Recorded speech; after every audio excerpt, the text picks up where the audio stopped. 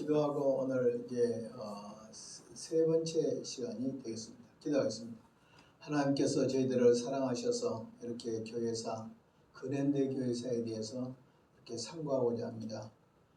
교회사를 통해서 하나님의 발자국소리를 듣고 섭리와 인도와 하나님의 축복과 하나님의 거룩함을 맛보는 역사가 있게 하시고, 우리는 과거 역사를 돌아봄으로 말미암아 우리의 잘못된 삶을 회개하고 바로 세우게 하시고, 또 하나님의 역사 안에서 살 수 있도록 저희들을 주장하시고 인도해 주옵소서. 오늘 공부 강의 첫 시간에서 마지막 시간까지 함께 할 줄 믿사옵고 예수님 이름으로 기도하옵나이다. 아멘. 오늘은 이제 제 4강입니다. 4강은 독일 경건주의입니다. 독일 경건주의. 오늘 우리가 독일 경건주의라는 것은 오늘 그 경건주의 발달이 루터파를 배경으로 해서 17세기에 생겼습니다. 이 대충 내용을 쭉 보자면 오늘 교환에도 이렇게 나와 있겠지만 제가 개념적인 정리를 해주겠어요. 독일 경건주의가 이제 생기는 것들을 보면은 그 당시에 루터가 종교개혁을 하고 그 루터의 흐름을 따라서 그의 2세 멜랑이톤 이런 사람들을 위해서 신학을 하는데 자꾸 정통 문제로 정통 문제. 그러니까 정통을 하다 보니까 루터교의 정통을 하니까 이론이 엄청나게 싸움을 하려면 이론이 엄청나게 많이 생기죠. 그래서 그 당시에 목사님들이 전부 이론 신학에 빠져버렸어요. 강단에서 교회 설교를 하는데 이것이 대학의 캠퍼스에서 마치 석사학위 논문을 쓰고 토론을 하고 발표를 한 것처럼 되어버렸어요. 그러니까 다시 말하면 성도들은 전혀 이 말씀에 대해서 깨닫지도 못하고 목사 혼자 알고 또 때로는 목사가 하면서도 무슨 말한지를 모르고 그래서 막 논리나 이론이나 신학체계에 빠져가지고 삶과 연결시키지 못하고 경건과 연결시키지 못한 이론 신학이 되어버린다. 그러니까 이것이 다시 말하면 사변 신학이라고 해요. 생각에 멈춰버리는 신학. 예, 그렇게 됐습니다. 오늘 여기도 보면 17세기 후반에 루터파에서 배경으로 일어났다. 30년 전쟁의 말기, 30년 전쟁이라는 것은 루터가 종교개혁을 하고 난 뒤에 카톨릭과의 계속 싸움을 독일에서 해요. 그것이 무려 30년을 전쟁이에요.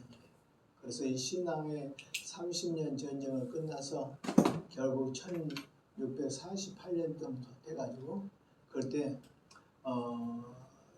이 루터파가 카톨릭으로부터 신앙의 자유를 찾아요. 이 전쟁이 무려 30년간 했는데 얼마나 많이 싸웠으면 독일 사람들 중에서 남자들 중에 옳은 신체 구조를 가진 사람이 없을 정도로 그렇게 많이 전쟁에서 희생을 당했고, 독일만 싸운 것이 아니라 나중에 덴마크에서도 내려와서 또 독일에서 싸우고 스웨덴에서 내려가서 또 독일에서 싸우고 계속 30년간 싸우는데 장소는 독일이고, 그 다음에 싸우는 사람들은 대상이 바뀌어가고 카톨릭하고 그런 치열한 싸움을 싸워서 오늘 루터교의 신앙의 자유를 찾아내는 그런 전쟁을 30년경입니다.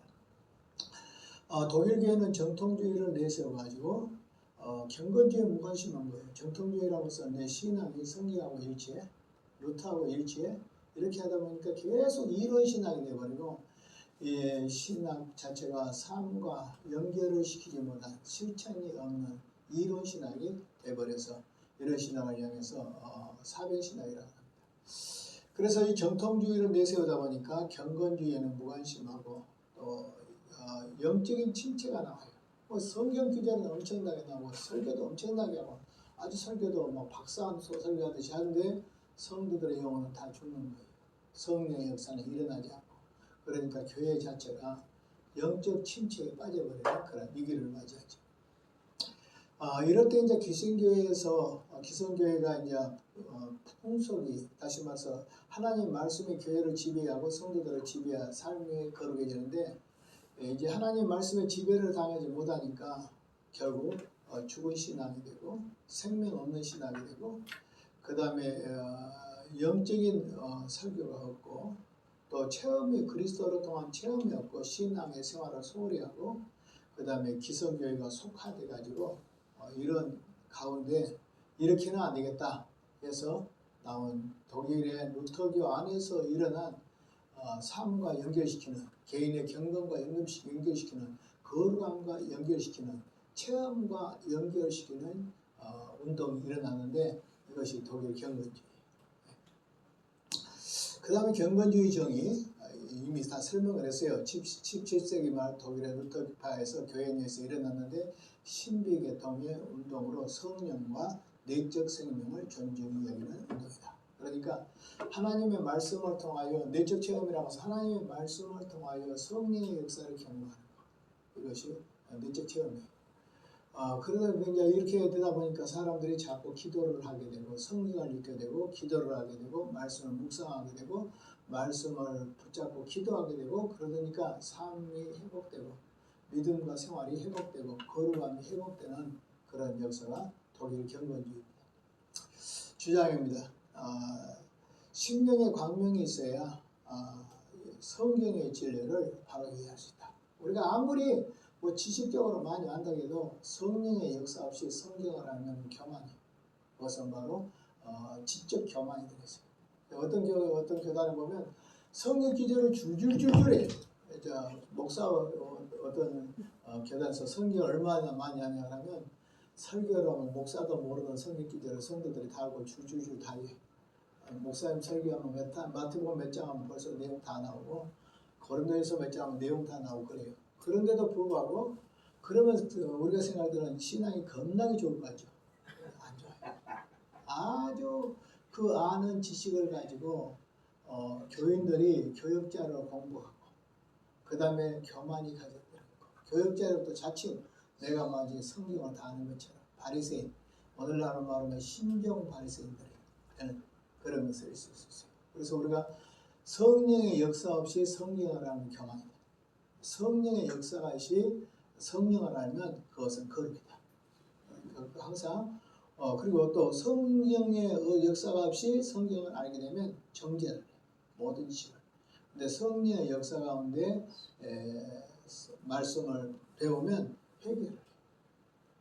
그러니까 말씀을 들을 때도 저건 누구가 들어야 되는데 이렇게 한단 말이에요. 나에게 주신 말씀이 없는 비참입니다. 나에게 주신 하나님의 말씀이 없는 비참입니다. 그래서 이 사람들은 오늘 성령의 광명이 있어야 성경의 진리를 바로 이해한다라고 경건주의자들은 그랬어요. 또 교리를 세우지 않고 신학적 이해로서 성경에 돌아가는 운동이 됐어요. 문제는 뭐냐? 여기에 단점인데 자꾸 체험을 하려고 생각하고 성령의 음성을 들으려고 생각하고 그 다음에 기도의 응답에 치우치고 이러다 보니까 어떤 삶은 거룩해졌는데 표준이 없어졌어요. 다시 말하면 교리를 상실합니다. 그래서 결국 이 독일 경건주의가 자유주의가 됩니다. 그리고 이 독일 경건주의가 오늘 독일 그러면 자유주의 본산이잖아요. 자유주의 신학이 본산이 된다. 우리가 잘 알아야 돼요. 어느 한 군데로만 치우치면 그건 자유주의로 간다. 예를 들면 예수 믿고 구원받아 이것만 맞아. 이렇게 하면 나머지는 다 자유주의로 간다 하는 사실을 알아야 됩니다. 한국 교회도 반성해야 돼요. 어떤 분들은 예수의 보혈, 그거 나 안 좋아해요. 예수의 보혈을 안 좋아한 것이 아니라 예수의 보혈하면서 보혈 찬송이니 보혈 뭐니 마치 신학이 예수의 보혈로 이루어진 것처럼 하는 것 같아요. 예수님의 보혈은 신학의 넓은 폭에서 한 부분이고 구원의 역사에서 속죄의 일종에서 한 부분이지 복음 전체가 아니에요. 오늘 십자가의 피, 그 복음 전체가 아니에요. 왜냐하면 복음이라는 것은 메이천 교수가 말한 것처럼 예수 그리스도의 생애가 복음이고 십자가가 복음이고 부활이 복음이에요. 그런데 십자가만 강조하면 예수님의 생애가 있게 되죠. 예수님의 그 다음에 부활이 있게 되죠. 그러면 안 되죠. 만약에 우리가 예수의 피로 다 용서받았다고 구원받은 거 아니에요. 의의가 있어야 돼요. 의의가. 그 의의는 예수님이 우리에게 전가한데 그것은 첫째 아담은 우리에게 죄를 물어줬지만 둘째 아담은 율법을 다 지켜서 의의를 물어줬어요. 그래서 예수님의 의의가 나에게 전가된데 그 의의가 무엇이냐? 두 가지예요. 나의 죄가 예수님께로 전가되기 때문에 죄의 전가. 예수님의 의의가 나에게 전가되기 때문에 의의 전가. 우리는 죄의 전가와 의의 전가가 일어나는데 그것은 바로 예수님의 생애와 관계된다. 또 만약에 부활과 관계되지 못한다면 아무것도 아니에요. 우리가 죄 용서받고 그렇게 되었다. 그런데 우리가 오늘 영원한 생명을 얻지 못해 영생을 얻지 못해요. 그런 건 아무것도 아니다.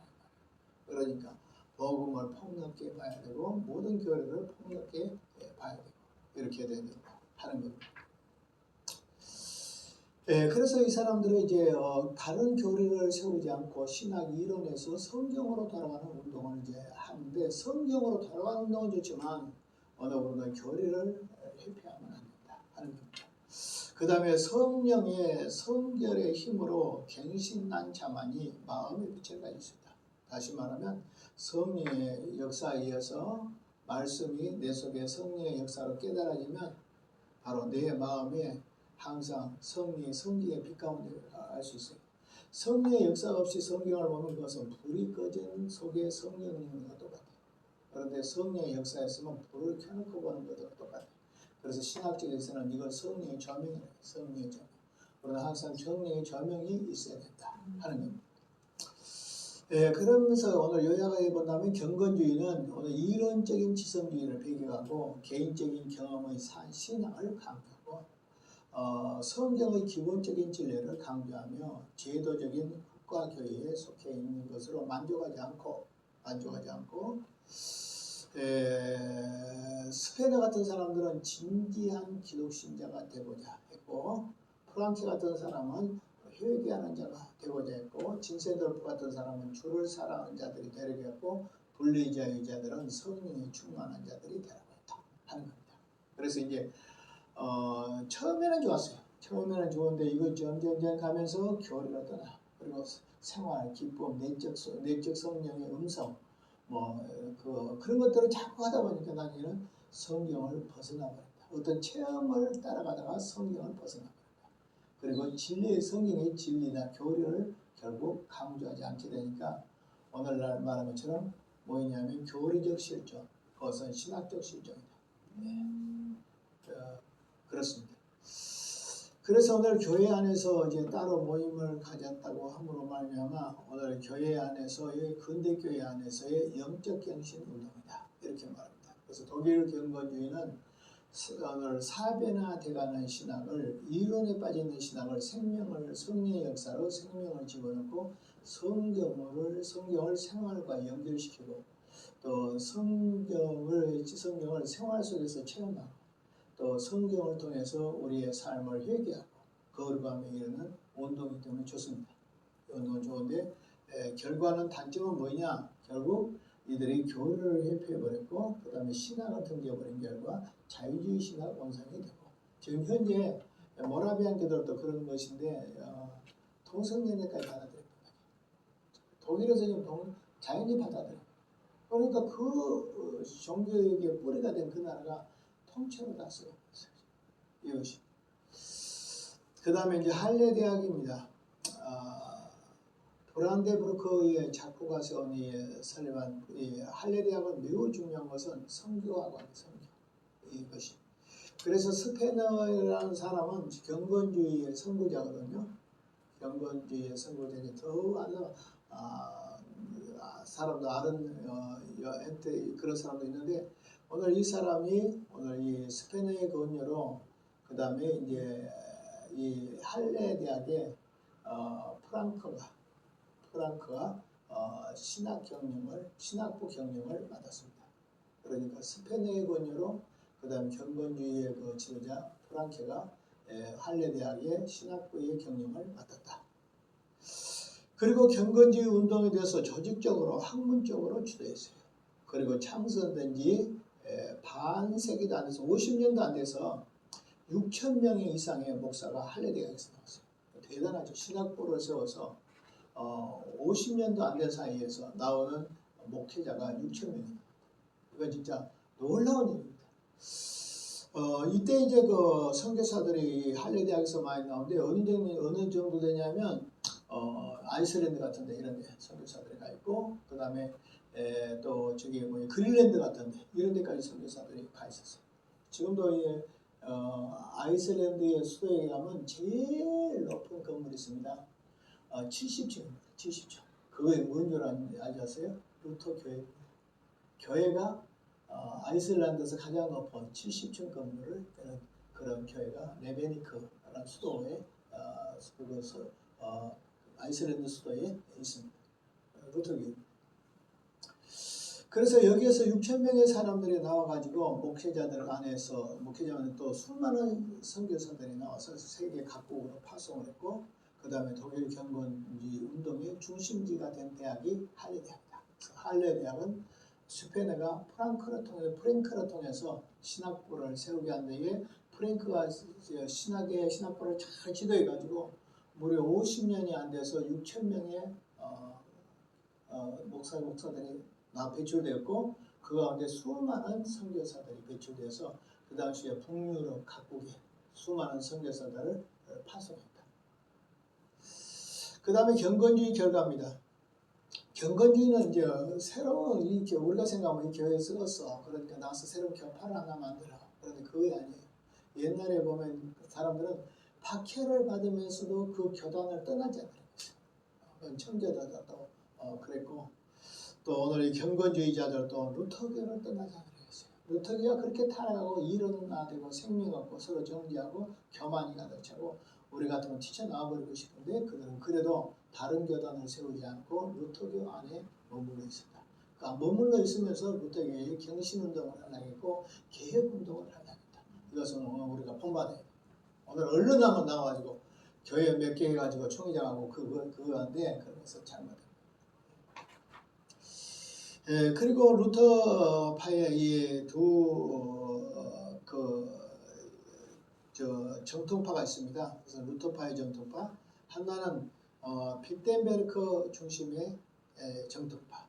그러니까 비텐베르크라는 것은 또 루터가 나온 신학대학이잖아요. 거기 교수로 루터가 있고, 그런데 거기에 중심인 하나의 정통파가 있고, 또 하나는 할레 대학에서 공부한, 그러니까 비텐베르크 대학에서 이렇게 공부한 사람들이 나와서 이제 하나의 정통파를 해석했는데 그 사람들이 비텐베르크 정통파.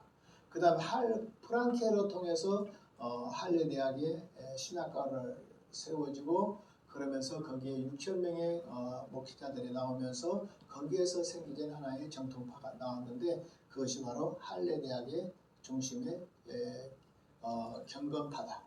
이렇게 말하고 있습니다. 2페이지로 가겠습니다. 경건주의 운동의 특징입니다. 그러면 경건주의라는 것은 어떤 특징을 가진가 라고 생각해 볼 수 있어요. 첫째, 6가지 특징입니다. 먼저 보겠어요. 첫째, 경건주의 운동을 통해 개혁운동을 통해 경건주의 운동을 전개했다는 것이다. 그래서 어떤 개혁을 해요. 개혁을 하면서 지금까지는 이론 중심으로 만든 신학을 바로 잡아서 바로 개혁을 했어요. 그런데 그 개혁을 통해서 그런 경건주의 운동을 전개했다. 두 번째 경건주의 운동은 정통주의 신앙과 대립되는 운동이 아니다. 우리는 흔히 생각하면 내가 어떤 신앙에 절호를 가지면 그때부터 다른 신학, 기존 신학과 대립관계를 가지고 저것들은 타락했고 생명 없고 우리는 생명 있고 저건 죽은 것이고 우리는 산 것이다 라고 해서 자기들을 거룩한 무리로 만들어버렸는데 그게 아니에요. 이 사람들은 경건주의 운동은 정통주의 신앙과 대립관계가 아니다. 다시 말하면 이것은 우리가 회복해야 될 것이라고 했지 너희와 나를 안 가는 거야. 우리는 잘못하면 너희들은 신사참배했어. 우리는 신사참배 안 했어. 이렇게 가지고 갈라버린다든지 너희들은 전부 기도도 별로 안 하고 그래. 근데 우리는 기도만 성령파지 않아? 그러면서 우리는 성령파, 너희는 바리새파. 이렇게 하면 안 돼. 이 사람들은 독일 경건주의는 정통신앙과 대립운동을 안 했다. 이걸 우리가 본받아야 돼. 잘못하면 영적 교만이 있어가지고 저거 죽은 신학, 저거 성자도 모른다. 이렇게 하는데 그것은 진짜 무시한 거예요. 왜냐하면 정통주의 신학이 없이 오늘 성령의 운동가 제대로 일어날 수 있어요. 정통주의라는 교리적 뼈 위에 오늘 은혜 경건파라는 어떤 운동이 생립되지 오늘 경건의 뼈가 없으면 안 돼. 오늘 이 정통파의 뼈가 없으면 안 된다. 하는 거예요. 그래서 첫째는 오늘 개혁운동을 통해서 경건주의 운동을 전개했다. 두 번째, 경건주의 운동은 정통파 신앙과 대립관계가 아니다. 세 번째, 경건주의자들은 육신의 지식과 영적인 지식으로 구별했다. 그러니까 좀 이것도 멋있기는 해요. 우리가 그렇게 당신이 알고 있는 것은 뭐라고 말하냐면 신학 지식이다. 우리가 알고 있는 것은 성령 지식이다. 이렇게 그 당시에도 보면 이런 거 있었다 이 말이에요. 그래서 하나님 저 사람들은 육신적인 지식, 우리는 영적인 지식. 혹시 우리도 그럴 사람들이 많이 있어요. 저 공부 많이 와서 저 사람들은 육신적인 지식. 그 다음에 오늘 우리는 기도 많이 해서 그러면 기도 많이 해서 우리는 영적인 지식 이렇게 한데 오늘 독일 경건주의 안에서도 이런 게 있었다. 그래서 육신적인 지식과 영적인 지식으로 구별했다 하는 거예요. 정통주의자들이 소유한 지식이 바로 육신적인 지식이고 그 다음에 반면에 자신 그 독일 경건주의자들이 속한 지식이 영적인 지식이다. 이렇게 하는 거예요. 그래서 오늘 마치 이렇게 합니다. 육신적인 지식은 중생하지 못한 자들도 소유하고 있는 지식이지만 영적인 지식은 중생하지 못한 자는 소유할 수 없고 참으로 중생한 자만 소유하는 지식이 영적 지식이다 라고 했어요. 그러면 이렇게 되겠죠. 육신적인 지식을 가진 사람들은 그 중에 거듭난 사람도 없기 때문에 지옥 갈 사람도 있다. 천당 갈 사람도 혹 있겠지만 거듭났다면 그러나 거듭나지 않은 사람도 많이 있다. 그런데 자기들은 100% 우리는 구원받는다. 이런 잘못하면 영적 교만에 치우칠 수 있어요. 그래서 전체 개혁운동은 경건주의 운동의 전개고 두 번째는 정통주의와 대립관계가 아니고 세 번째는 육신적인 지식과 영적인 지식으로 구별했고 넷째로는 성화된 삶을 믿음에 대한 근거로 이해했다 하는 거예요. 이 말도 상당히 오늘 우리가 잘 생각해야 될 말이죠. 감리교에서 그렇게 할 수가 많이 있어요. 감리교는 뭐냐라면 너 구원 받았어? 그럼 이렇게 해야 돼요. 너 성화 체험이 있어? 그래서 성화 체험이 없으면 구원 받은 거 아니야. 그런데 그렇지 않아. 왜냐하면 내가 예수를 믿기만 믿으면 내가 성화되지 않았다 해도 주님의 은혜로 구원받지 성화가 따라와야 구원받는 거 아니잖아. 우리 잘 봐야 돼 지금. 거룩한 삶이라는 건 매우 중요해. 그런데 오늘 우리 장로교는 어떤 신앙으로 가버리냐면 이론 신앙으로 가버려. 그래가지고 예수만 믿기만 믿으면 구원 이렇게 돼. 그러나 감리교 같은 데는 어떻게 하냐면 거룩한 삶이 따라야 구원 이렇게 돼. 그런데 이제 이거니까 굉장히 잘못해. 만약에 장로교식으로 가면 체험이 없는 그런 약점이 될 수도 있지만 오늘 우리가 신학적인 교리는 맞아요. 예수를 믿으면 그 사람이 구원의 확신이 없어도 거룩한 삶이 아직 일어나지 않아도 예수만 믿었다고 한다면 그 믿음에 의해서 구원받아. 그건 맞아. 그리고 감리교가 말하는 성화의 체험도 오늘 우리가 와야 돼. 그러나 성화의 체험을 보태가지고 구원은 아니잖아. 근데 잘못하면 원래는 그런 의미가 아니었지만 오늘 구원받았다 그러면 성화의 그런 체험이 와야 돼. 이건 나도 동의해요. 그러나 구원했다가 성화의 체험을 보태. 그러면 그것은 가톨릭이 돼버려요.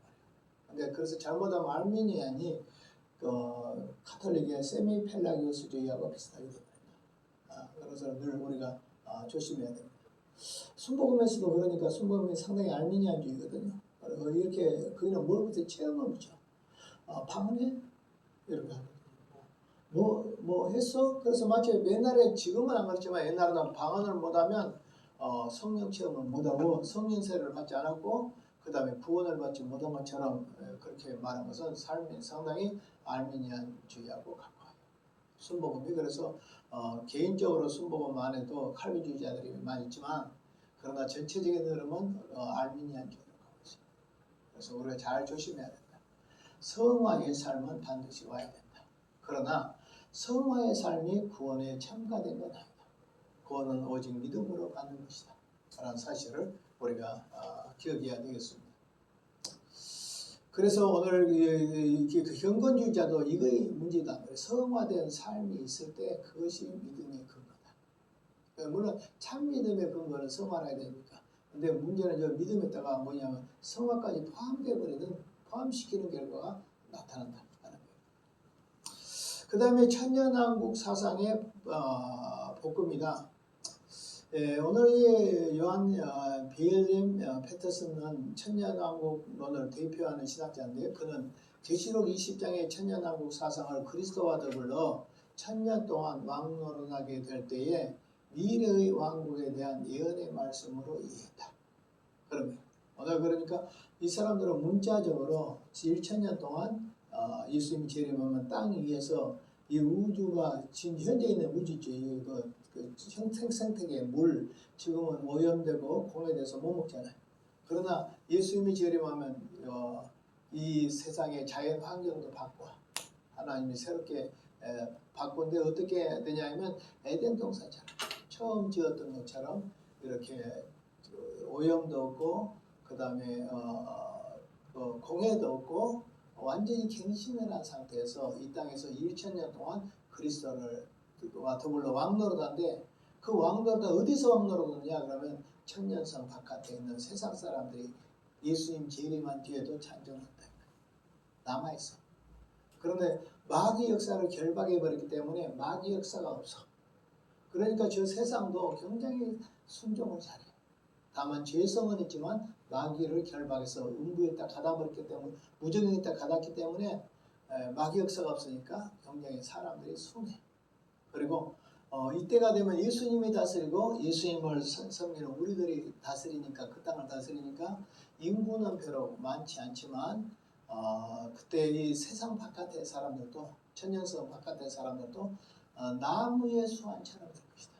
그러니까 어떤 사람은 다시 말하면 옛날 제7사 때 무드셀레가 969살 산 것처럼 이렇게 오래 살게 되고 심지어 100살에 죽은 사람도 저주받은 자라. 그 정도 되니까 아마 그때가 되면 세상도 살기가 좋아지지 않을까. 전쟁도 안 하고 마귀 역사도 없고 그러나 죄의 역사는 있어요. 그런데 이렇게 되면 이런 어려움도 있습니다. 그러면 구원이 예수님의 재림 후에도 있다는 걸 나와요. 그렇게 되면.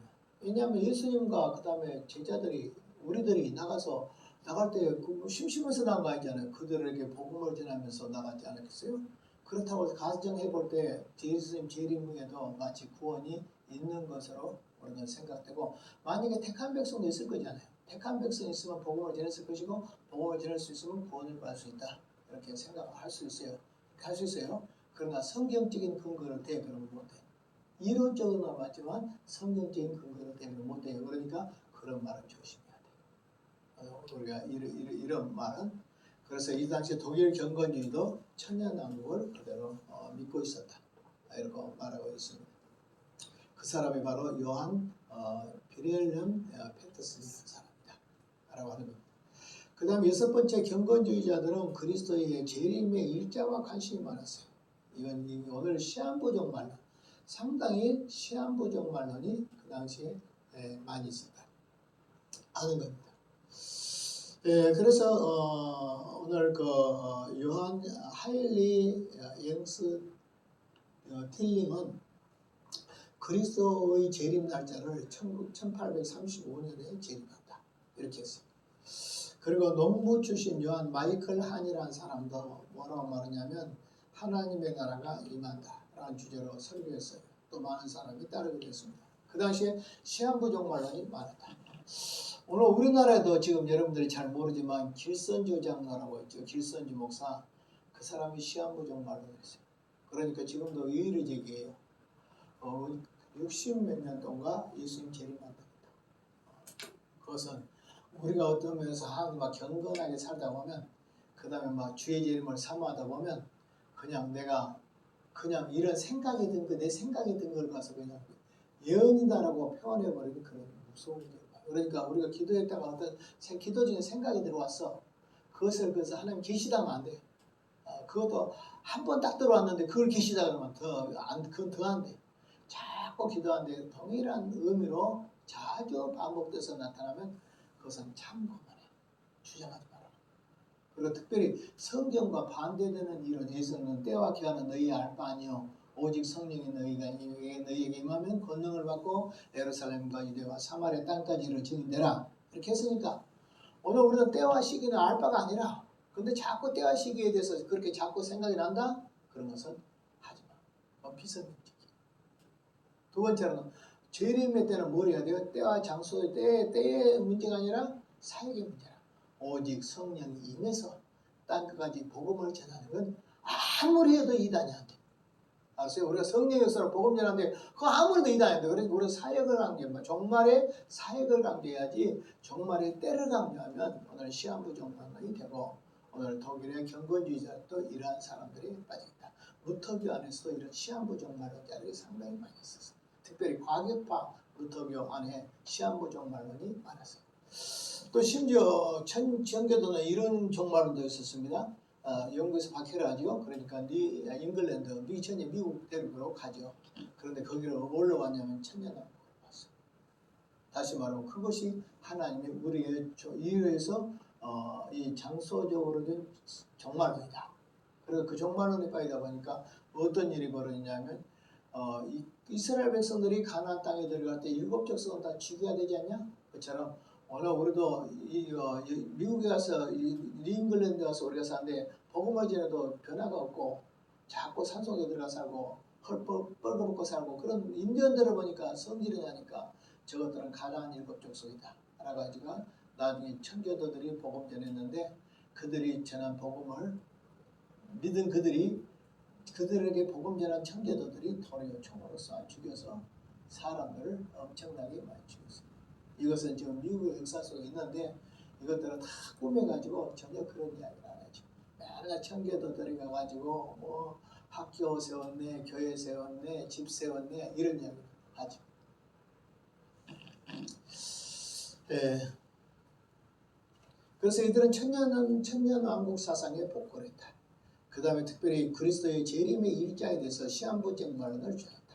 그리고 오늘 정통적인 철학적이고 형이상학적인 문제들을 부인해버렸다. 청교도 특징은 뭐냐?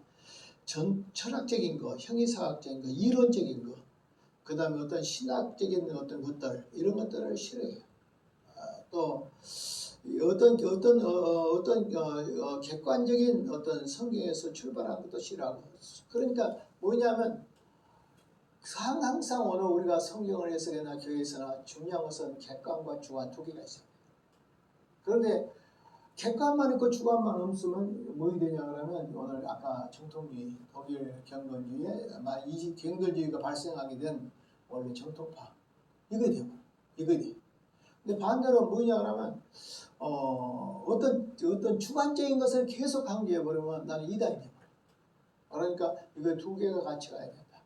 그런데 첫째 폐단이 너무 많으니까 그 다음에 어디냐면 주관적인 흐름으로 가요. 그러면 나중에는 이것이 생명이 안 돼. 나중에 알아보면 길을 멀리 떠나버려서 멀리 갔더니 슬프고 또 이렇게 돼버려요. 우리 항상 주관과 객관이 같이 가야 된다 하는데 오늘 청교도들은 주관적으로 갑니다. 결국 이제 여기서 쭉 보면 청교도들은 청교도 아니라 독일 경건주의가 그런데 청교도도 이렇게 돼. 그리고 이제 뒤에 보면 알지만은 이제 케이크교도 같은 사람들은 더 심해져 버려. 그리고 오늘 우리는 너무 심해 이거예요. 대부분 내가 기도하다가 하나님의 계시를 받는데 이렇게 내가 기도하다가 주님이 나에게 뭐라고 말씀하시다. 언제 뭐라고 말씀하셔서 안 했어. 그런데 했다고 해버려. 무서운 거예요. 내가 기도하는데 금식하는 마음이 생겼어. 그런데 뭐라 하나님이 나에게 금식령을 내리셨다. 무슨 금식령을 언제 내렸어? 그거 잘못된 거예요. 그러니까 어떤 체험이 올 때 표현을 잘해야 돼. 어떻게 하나님이 나에게 주셨다 그러면 직통파가 돼. 그건 이단의 확률이 많아. 그렇게 되면. 근데 그런 말 잘해. 목사님들도 그런 말 잘해. 나도 많이 들었어. 나도 한때는 주님이 나에게 말씀하기를. 이렇게 되게 봤어. 나도 한때 그런 데 빠져가지고 주님이 나에게 말씀하셨다. 막 이렇게 그건 진짜 안 되는 거예요. 주님은 성경으로 말씀하시고 그러면 내가 나에게 그런 마음을 준 것은 주님이 나에게 말씀하셨다라는 것이 사실 된다고 할지라도 그런 말을 조심해야 된다. 자, 그 다음에 이제 보겠습니다. 그래서 이 사람들은 어떤 전통적이고 철학적이고 형이상학적 문제들을 통일하는 거예요. 그래서 중요합니다. 경건주의의 특징, 요건 다음에 시험에 나올 수도 있습니다. 예를 들어 말하면 경건주의자들의 대표 경건주의자들을 쓰고 그들의 학설을 쓰고 그 다음에 독일 경건주의에 대해서 오늘 6가지 내용으로 정리해 보시오. 이렇게 오늘 대학원에서도 시험 낼 수 있는 그런 문제입니다. 중요하다 이 말이에요. 경건주의 첫째 뭐예요? 개혁주의 운동을 통해 경건주의 운동을 정의한다. 두 번째, 정통주의 신앙과 대립하는 것이 아니다. 셋째, 육신적인 지식과 영적인 지식으로 구별한다. 넷째, 오늘 성화된 믿음을 성화된 삶을 믿음에 대한 증거로 삼았다. 그 다음에 천년왕국의 복고사상 특별히 시한부정 관련이 오늘 여기에 많이 나왔다. 그 다음에 예수님의 재림 시기에 대해서 관심을 많았다. 그 다음에 전통적이고 철학적인 현리사학적인 문제들을 부인했다. 그래서 항상 오늘은 객관적인 신학과 주관적인 신학이 다 있어야 돼요. 칼바르트 같은 사람도 뭐의 문제냐면 객관적인 신학이 없어. 객관적인 성경이 없어. 그러니까 주관적인 것만 성경이 돼. 그럼 이렇게 돼요. 성경은 하나님의 말씀이냐? 아니다. 성경의 말씀은 성경의 하나님의 말씀이 아닌데 그럼 뭐란 말이냐? 성경은 하나님의 말씀이 될 수도 있고 안 될 수도 있다. 이렇게. 그럼 어때요? 오늘 요한복음 3장 16절에 은혜가 됐어. 그러면 하나님의 말씀이야.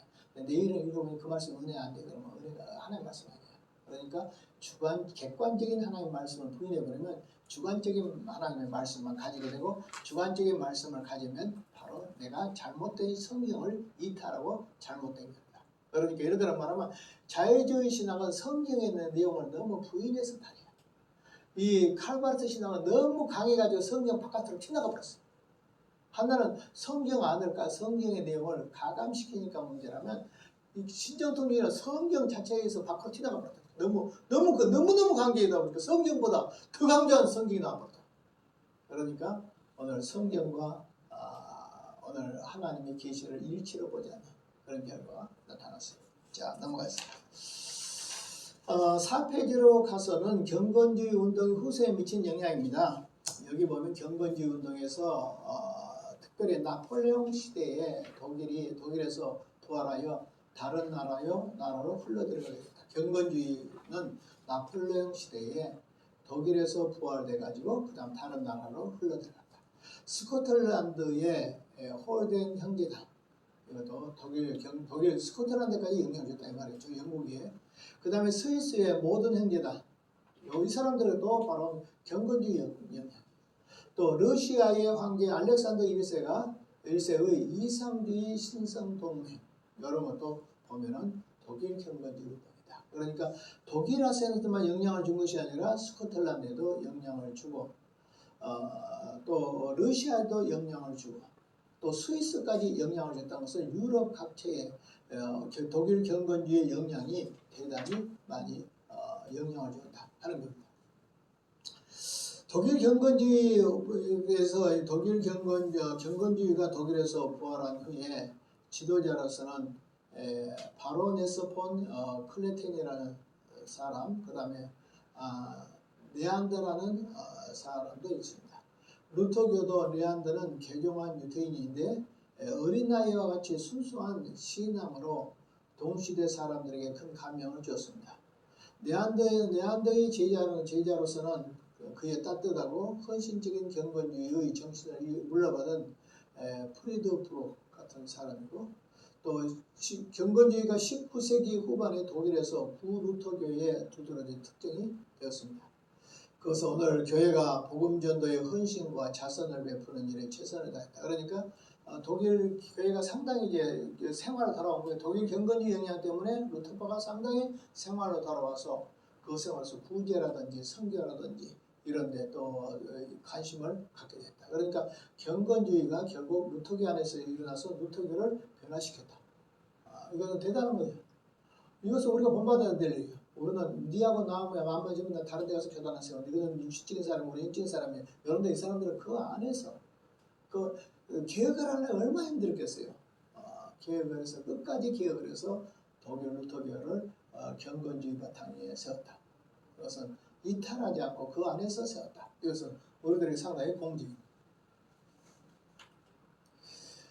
그 다음에 이제 보면 독일 경건주의는 독일과 스칸디나비아 제국에 계속 그러니까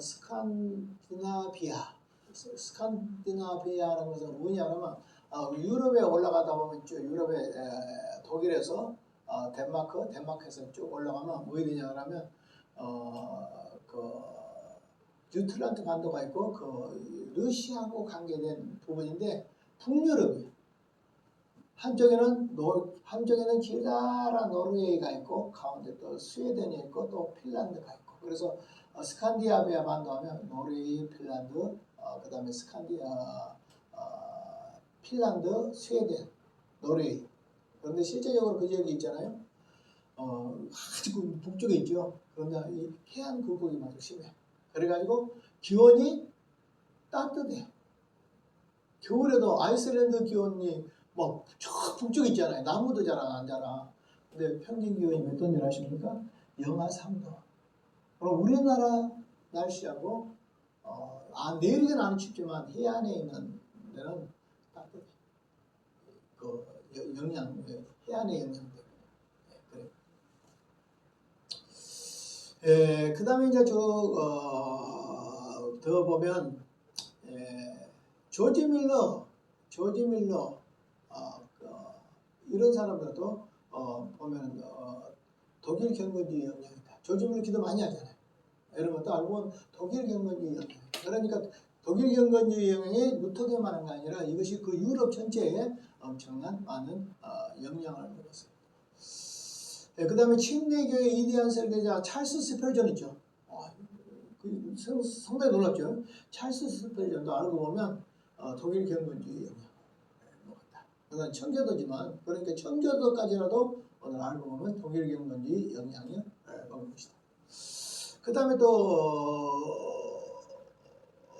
어디냐 그러면 영국의 요한 웨슬러, 휘필드 전도운동, 과원 설립, 형제단 이런 것들이 다 뭐냐면 독일 경건주의입니다.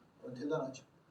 이제 특별히 요한 웨슬러하고 휘필드 이 부분은 그 경건주의에서 좀 한 분파가 해당되는 모라비안 교도들이 있는데 모라비안 교도들에게 가서 오늘 이 웨슬러가 배웠어요. 그래서 지금 감리교의 속장제도 이런 것들이죠. 감리교 속 있죠, 속. 그것이 바로 어디서 나오냐면 모라비안 교도, 독일 경건주의 흐름입니다. 또 노르웨이도 경건주의 영향을 받았고, 그 다음에 스페인어와 위대한 대중운동의 그 참가자, 그 찬송, 한스 브로데 같은 사람들도 그렇고, 그 다음에 쭉 내려오면 구세군의 창시자 윌리엄 부스 있죠. 윌리엄 부스도 오늘 경건주의 영향입니다. 대단하죠. 알고 보면 웨슬리안의 오늘 감리교의 성화운동도 알고 보면 독일 경건주의. 독일 경건주의가 얼마나 세계적인 영향을 미쳤다 하는 것을 볼 수가 있어요. 청교도들에게도, 스칸디나비아 반도에도, 그 다음에 어디냐 그러면 스코틀랜드에도, 그 다음 스위스 같은 나라에도 이렇게 영향을 미쳤다 하는 겁니다. 심지어 스펠전 목사 같은 사람에게도, 그 다음에 케벤스 운동이라든지 구세군의 부츠라든지 이런 사람들이 독일 경건주의의 중요한 요소가 됐다. 미국도 경건주의 영향을 받았다 그래요. 미국도 더 많은 변화 운동을 일으키며 이것은 경건주의에 확산됐는데, 그것은 1730년 개혁교회주에서 특별히 테오타르 프링히슨 이런 사람들이 바로 영향을 먹었고, 그 다음에 조나단 에드워드, 대단하네. 내가 강의 좀 해놓고도, 조나단 에드워드도 오늘 이 경건주의 영향을 받았구나. 그리고 조나단 에드워드를 통해서 1차 대각성, 2차 대각성 운동도 역시 오늘 보면 독일 경건주의 영향이다. 대단하다 이거 보니까. 그 다음에 19세기의 성결운동, 부흥운동, 특별히 찰스 피니의 사역에도 오늘 나타났다.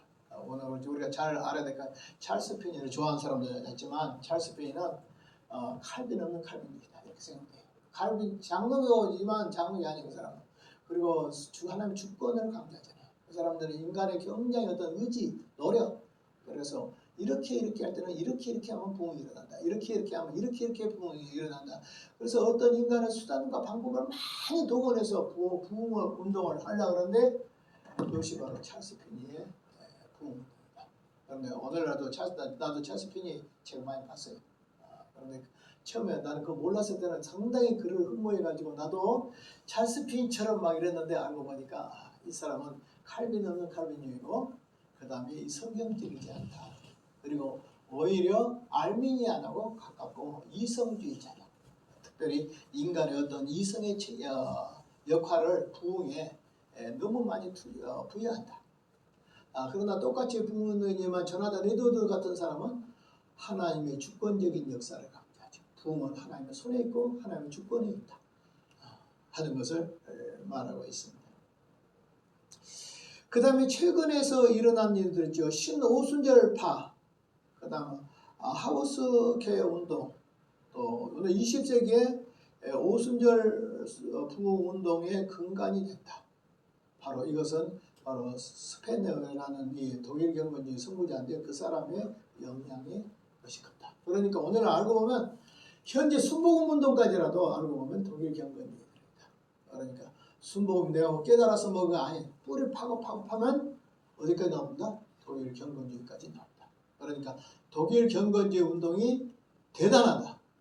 그 시대에 공간적으로 차지할 때도 유럽 전체를 차지했고 그 다음에 또 미국 쪽으로도 차지했고 한국 쪽으로도 다 차지했다. 그리고 오랜 시기에 지금까지라도 부흥운동을 파보면 결국 부흥운동은 오늘 독일의 경건주의로부터 출발되었다. 심지어 요한예슬레의 부흥운동도 역시 독일 경건주의의 흐름이다. 이렇게 생각하면 되겠습니다. 자, 그 다음에 이제 독일 경건주의에서 이제 인물들이 쭉 있어요. 이런 사람들이 오늘 경건주의다. 우리는 흔히 독일 경건주의라는 말을 들었어. 근데 이 사람이 독일 경건주의일까? 이름을 몰라. 그런데 여기에서 쭉 있으니까 한번 이름을 봅시다. 제일 먼저. 자, 요한 누구예요? 아른트. 요한 아른트. 이 사람이 경건주의의 선구자예요. 두 번째로는 뭐예요? 아까 이제 스페너 있죠. 스페너라는 이 사람은 뭐냐면 경건의 열정 이런 책이 있어요. 거기에 보면 굉장히 영향을 많이 주고 있습니다. 그 다음에 또 누구냐 그러면 6페이지로 가서 아우구스트 프랑케. 자, 그러니까 요한 아른트, 스페너, 프랑크. 자, 지금은 누구라고요? 요한 아른트. 그 다음 누구예요? 프랑케. 그 다음 누구예요? 스페너. 그 다음에 프랑케. 그 다음에 더 넘어가면 누가 나오냐 그러면 아놀드. 고토프리드 아놀드. 이런 사람 처음 들어봤죠? 아놀드. 그 다음에 이제 좀 더 들어가면 누구 나오냐 그러면 벵겔이라는 사람은 아주 안윤선 박사가 좋아해가지고 나도 이 벵겔이라는 사람이 이 독일 경건주의자인지 몰랐어. 그런데 아주 좋아. 그분 말하면 뭐냐면 설교는 하나님의 말씀에서 꿀을 짜는 것이다. 이렇게 하신 분이 벵겔. 그 다음 누구예요? 진센도르프의 형제다. 그러니까 이것은 모라비안 교도다. 이런 의미. 진센도르프의 진센도르프 신학이 알고 십자가 신학이거든요. 그리고 모라비안 교도들의 신학 중심은 십자가 신학이거든요. 성육신 신학이 그렇거든요. 근데 십자가 신학이 루터의 신학이에요. 그러니까 루터의 신학이 그대로 내려온다. 이렇게 생각하면 돼요. 그 다음에 쭉 보면은 끝났어요. 자, 6분을 생각해보면 됩니다. 제일 먼저 요한 아른트. 두 번째 뭐예요? 프랑케가 아니라 스페너. 세 번째 뭐예요? 프랑케. 네 번째 뭐예요? 네 번째 아놀드. 다섯 번째 벵겔. 여섯 번째 진센도르프 형제다. 이런 사람들이 이제 대거 인물들이다. 진센도르프 딱 나오죠. 이제 다시 해봐요. 아른트, 그 다음에 스페너, 그 다음에 프랑케, 그 다음에 아놀드, 그 다음에 벵겔, 그 다음에 진센도르프와 모라비안 교도들. 이렇게 이제 하면 되겠습니다. 자, 이거 이제 하나하나 뜯어보면 굉장히 좋겠죠. 조금 좀 살펴봐서 한번 봅시다. 그러면 요한 아른트를 보겠습니다. 요한 아른트. 예, 아른트는 독일의 루터교 신학자로서 루터교 정통주의 시대에 반영한 인물입니다. 오늘 루터교 운동에 있어서 경건주의 운동의 선구자가 누구냐? 요한 아른트입니다. 독일 경건주의는 누구로부터 시작됐지? 요한 아른트. 이렇게 아시면 되겠어요. 예, 그는 누구냐? 그러니까 요한 타울러의 영향을 받은 사람이다. 요한 타울러도 밑에 각주가 되어 있지만 독일의 카톨릭의 신비주의자예요. 그리고 이 사람은 그 스콜라 신학의 신학자 중에 한 명이에요. 근데 그 사람의 주장이 있잖아요. 그좀 루터의 주장한 것하고 거짓말이다. 그러니까 종교개혁 이전의 종교개혁자. 그래서 어떤 분들은 말하기로 옛날에 진무슨 목사님 무슨 것이 아마 타올릴 거예요.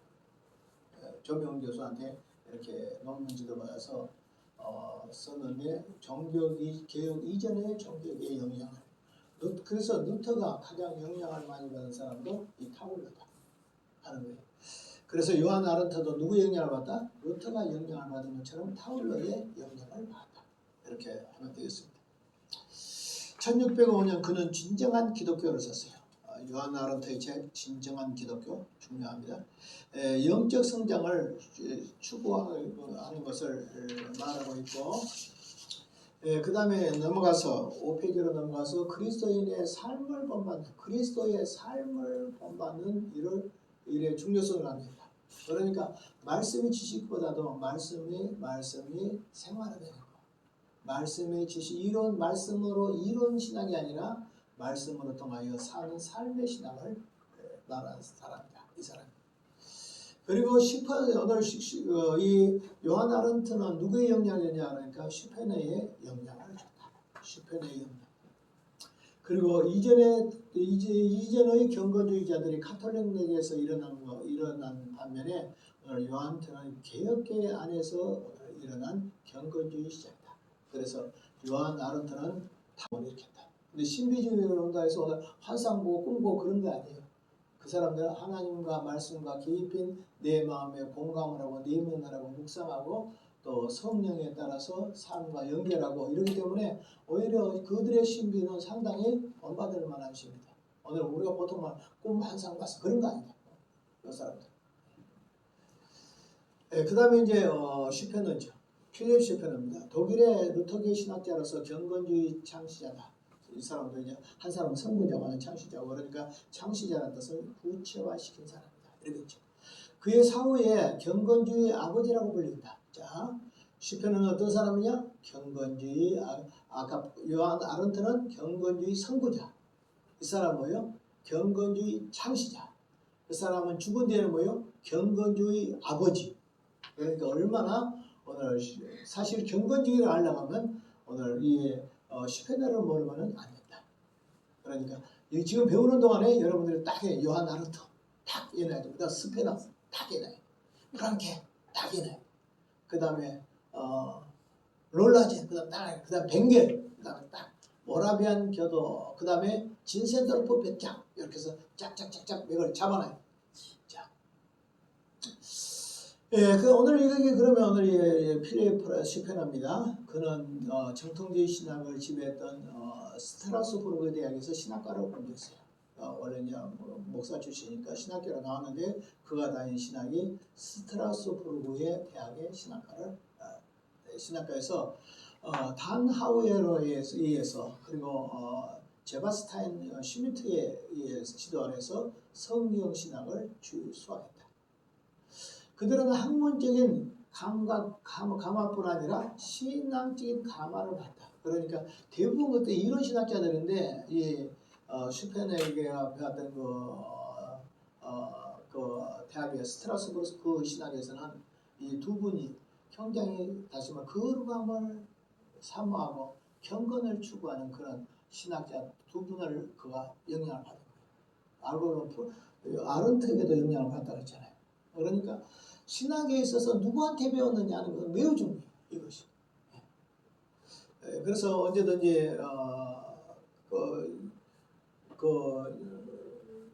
루터 같은 사람도 스타우피츠라는 선생님이 있거든요. 그 사람은 경건주의 어거스틴주의를 그에게 개신교의 진리를 심으면서 가톨릭 안에서 개신교와 특별히 성경을 많이 읽어라 이런 것들을 하고 그가 막 괴로워할 때 너는 자꾸 어거스틴의 책을 읽어라. 그리고 또 하는 말이 그가 무슨 일이 있으면 너 심지어 비텐버그 대학에서 강의를 할 수 있는 것도 그 스타우피츠 선생님이 루터를 굉장히 심지어 죽이려고 할 때도 스타우피츠 선생님 그 있어요. 사실 루터 하면 스타우피츠 선생님 때문에 루터가 나오죠. 그런데 예를 들어 말하면 성공의 신학에서 공부했던 찰스 다이는 누구의 영향을 받냐 그러면 진화론자의 영향을 받죠.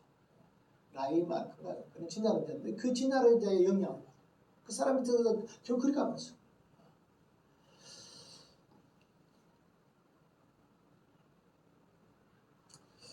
그래서 오늘 그는 어떻게 했냐면 여기에서 그 슈미트와 그 다음에 또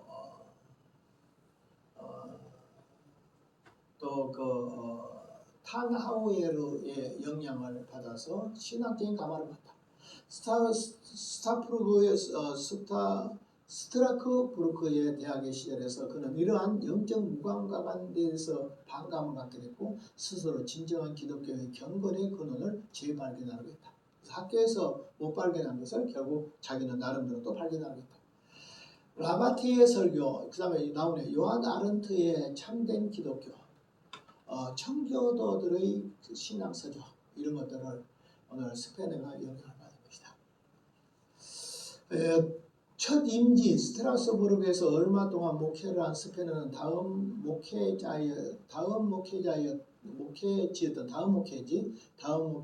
프랑크푸르트의 알마 인해서 자신의 경건주의 이상을 목회 현장에서 실현하라고 했다. 그것이 성공한 거예요. 첫째 사역지에서 두 번째 사역지에서 할 때 내가 경건주의를 이 교회 뿌리를 경건한 교회로 뿌리를 내리겠다. 이런 목회 방안을 가지고 있었는데 그것이 성공했다. 이렇게 말하겠습니다.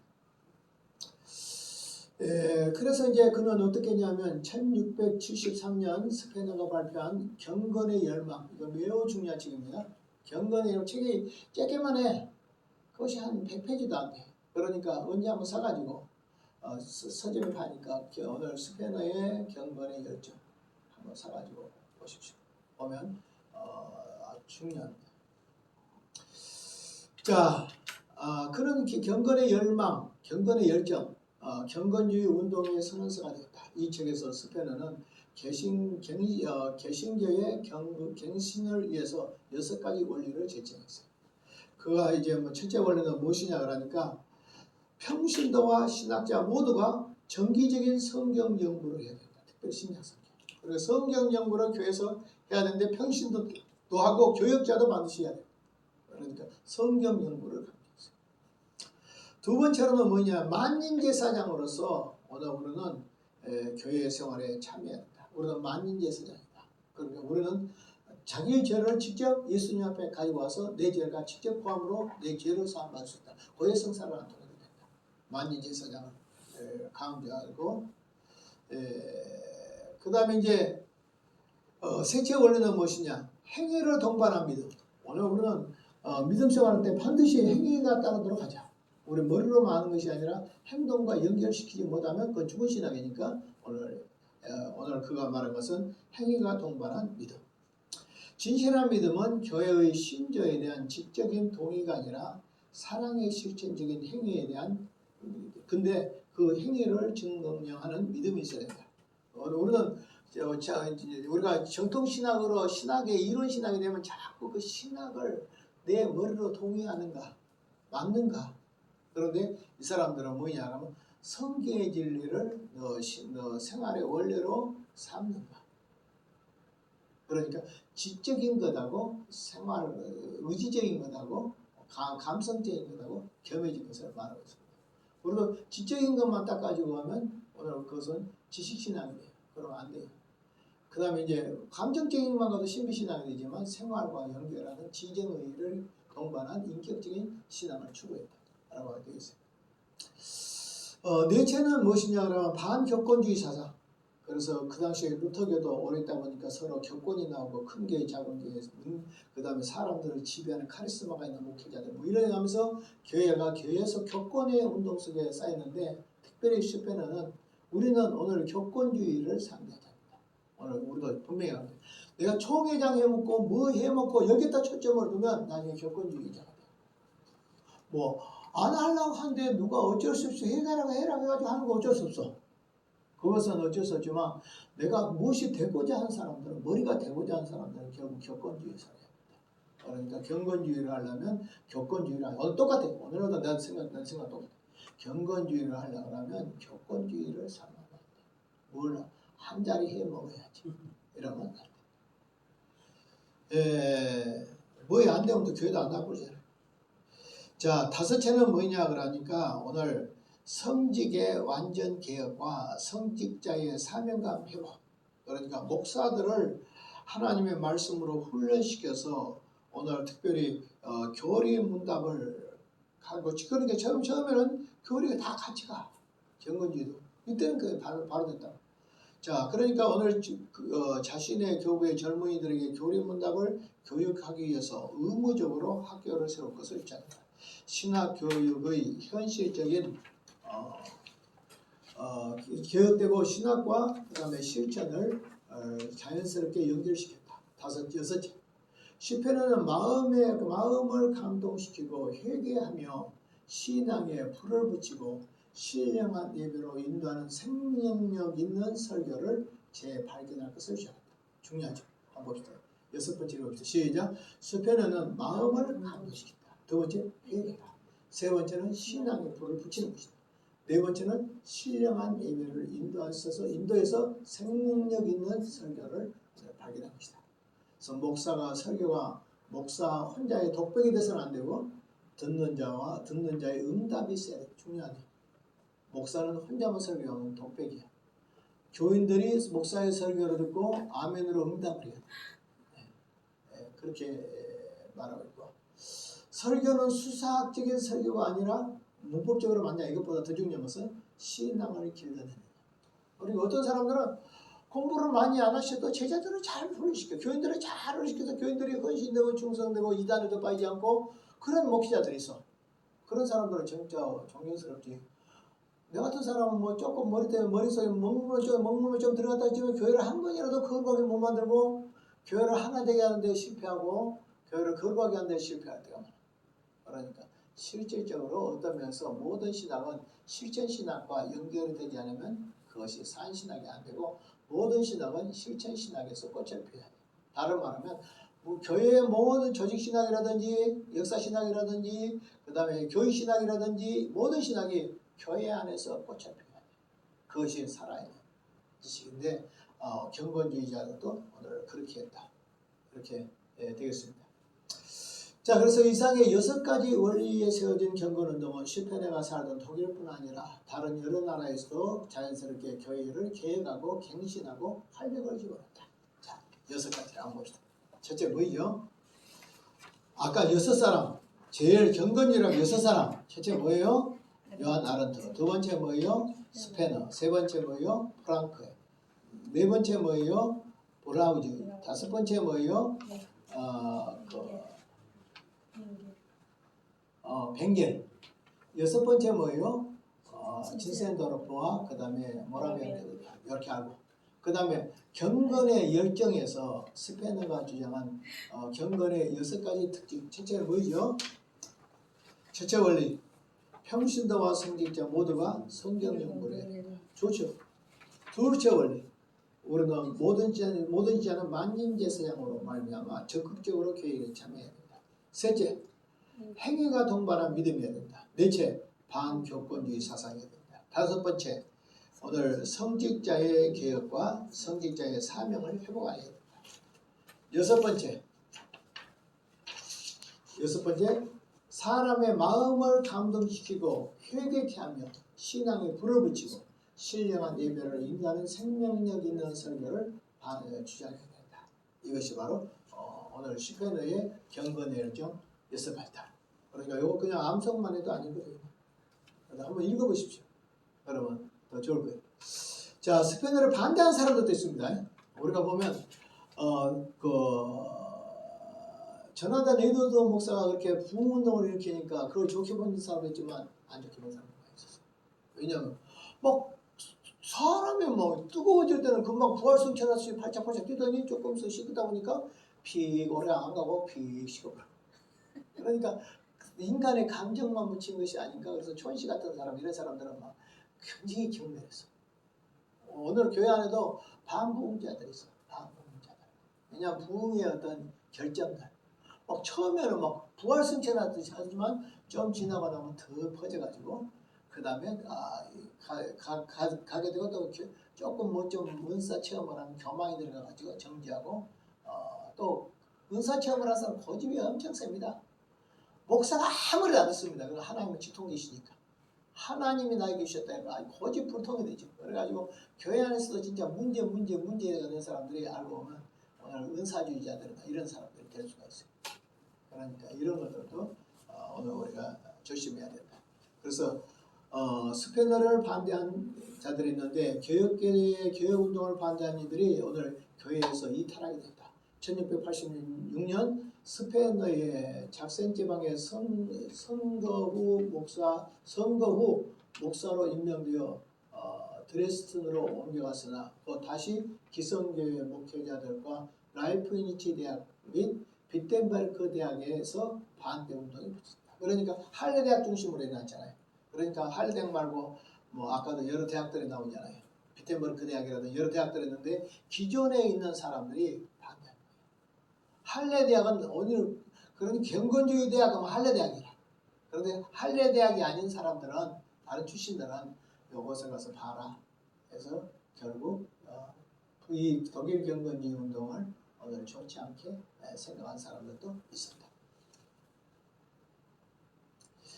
그래서 오늘 특별히 1691년에 베를린에서 초청을 받자 그곳으로 가서 그의 남은 여생을 하는 동안 니콜라이 교회의 목사가 되었다. 다행히 그곳에서 스페너는 자신의 개혁운동을 잘 이해하고 협조하지 않았던 프러시아의 제1 프레드릭 1세의 보호를 받을 수가 있었다.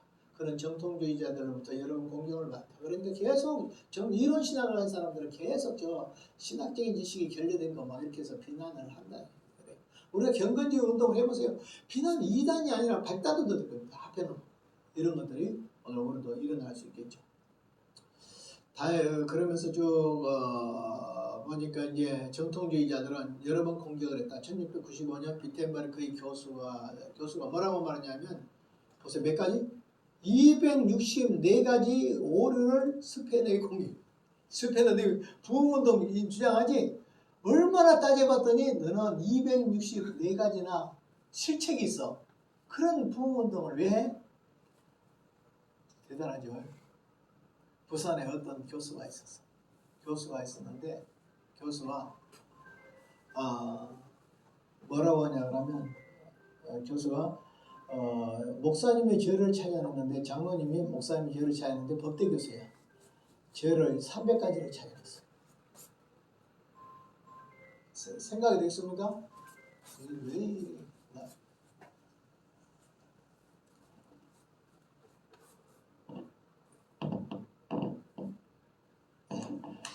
자, 그래서 오늘 이 경건주의 운동을 한 스페너의 이 운동에도 어떤 흠집에서 공격한 사람들이 있다. 어떤 사람은 몇 가지나? 264가지나 결점을 공격했다. 역시 본인 정통주의는 정통주의구나. 이렇게 많은 머리가 탁월한가 봐, 이 사람들은. 우리가 생각할 때는 그래 다행이다 이래야 되는데 그게 아니라 뭐 잘못됐어? 뭐 예를 감정으로 가서 뭐 가서는 신비주의야? 뭐 이런 식으로 해가지고 결국 너는 이론을 부인해서 뭐 이런 식으로 해가지고 제목을 어떤 실책을 찾았는데 264가지나 찾았다. 이 사람들 머리가 대단해. 교회는 너무 똑똑한 사람들이 있으면 안 돼. 머리가 발달하면 안 돼. 머리가 너무 발달하면. 1698년 스페는 그의 모든 논쟁을 중단하고 그의 1705년 그가 죽을 때까지 경건주의는 브루텐부르크에서 할레 대학에서 뿔을 냈다. 그러니까 전반적인 지지를 잘 못 받은 것 같아요. 그리고 그 이전에 신학대학 출신들이 있고 그 대학 출신들이 오히려 도운 것이 아니라 반대로 했고 그 다음에 뿌리를 내린 것은 알고 보면 독일 경건주의를 따르는 추종자고 할레대학이 오늘 독일 경건주의에서 였으니까 할레대학을 통해서 경건주의가 이렇게 유지된다 이렇게 생각하면 되겠습니다.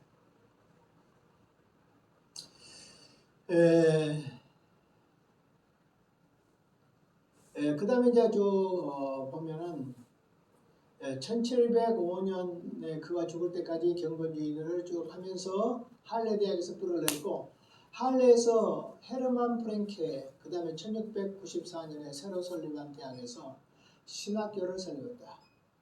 그 다음 1701년 피에티스 할레시스에서 오늘 출판을 하고 경건주의는 베델스토프에서 확고히 정착을 했고 그 다음에 오늘 스페너의 대자인 진센도르프에 의해서 헤로도트 모라비안 교도들을 세웠다. 그러니까 이 독일 경건주의가 모라비안 교도들과 연결되는 과정까지 오늘 여기서 설명을 해요. 자, 그 다음에 프랑케 보겠습니다. 프랑케는 나이프니치 대학에 다녔으며 성경 연구와 기도 운동을 주도했다. 할레 대학의 신학부 교수가 되었다. 할레 대학에서 경건주의를 제도적으로 오늘 중심지로 만들었다. 그 이야기했죠. 아까 스페너가 오늘 프랑케를 오늘 신학부의 주임 담당 교수로 임명해서 학교를 육성화시켜서 목회자가 몇 명이나 나왔다? 6천 명이 나왔다. 그 바로 이 운동을 이끈 사람이 오늘 프랑케라는 거예요. 그러면서 오늘 특별히 30년 동안 지속적인 교육을 통해서 하나님의 일을 추진하면서 제자들을 길러냈고 교육과 선교의 일을 하게 됐다. 프랑케는 남부의 유럽에 있는 프로테스탄트 그 다음에 타스폴라를 돕는 것을 자신의 의무로 여겼다. 그는 러시아의 피터 대제, 그 다음에 영국, 그 다음에 덴마크의 관계를 맺었으며 덴마크에서 할레의 경건주의 해외 선교를 개최했다. 이것이 할레대학 경건주의가 개신교에 오늘 끼친 업적이다. 그러니까 덴마크의 여하고도 또 이제 할레대학하고도 연결돼 가지고 덴마크의 왕이 루터교의 선교를 많이 도와요. 그래서 전 세계를 해서 선교하는데 독일에서 생각했지만 그것을 전 세계적으로 선교사로 파송한 사람들이 누구냐? 덴마크 왕이다. 이런 것은 굉장히 기억에 되면 좋겠어요. 그 다음에 이제 프랑케가 할레 대학을 통해서 경건주의 운동을 확산시킬 수 있던 요인들. 첫째, 할레 대학은 처녀지와 같아서 열심 있는 젊은이들이 쉽게 경건주의자들이었다. 뿌리가 있는 것이 아니라 처음에 들어가니까 잘 빨리 그들이 받아들여요. 마치 교회도 오래오래 된 사람들은 아주 능글능글해가지고 말씀을 해도 안 받아들이지만 초신자들은 금방 받아들이시. 할레 대학에 금방 세워놓으니까 새로 들어온 사람들이 오히려 더 빨리 복음을 전파하고 뜨거움이 생긴다. 프랑케는 오늘 젊고 새로운 것을 개혁하기를 좋아하는 성품을 가졌으므로 결단성도 그에게 있었다. 7페이지로 가서 목회에서는 일반 가난한 자들을 상대로 하는 한편 교수로는 학문적인 분야를 동시에 상대하게 되므로 영향력이 높았다. 이 사람은 목회도 교수도 잘했다. 교인들은 가난해가지고 교인들은 가난해서 가난한 사람들을 상대로 했고 그 다음에 신학교에서도 학자로 이렇게 활동을 많이 했다. 그의 경건에 대한 열정과 그 다음에 선천적인 성향 때문에 성경에서 상담, 그 다음에 설교, 교육, 저술활동, 그 다음에 조직활동, 실제적인 면에서 하나의 조화를 했다. 프랑케는 1684년 초에 고아원을 경영했다. 그러니까 이 할레대학 출신들이 고아원 경영하고 그렇게 많이 했는데 조지 밀러도 고아원 많이 했잖아요. 그러니까 아마 루터교의 어떤 흐름이 아닌 경건주의 흐름이 아닌가. 과학은 전부 과학 다 이렇게 연결돼 이렇게 보면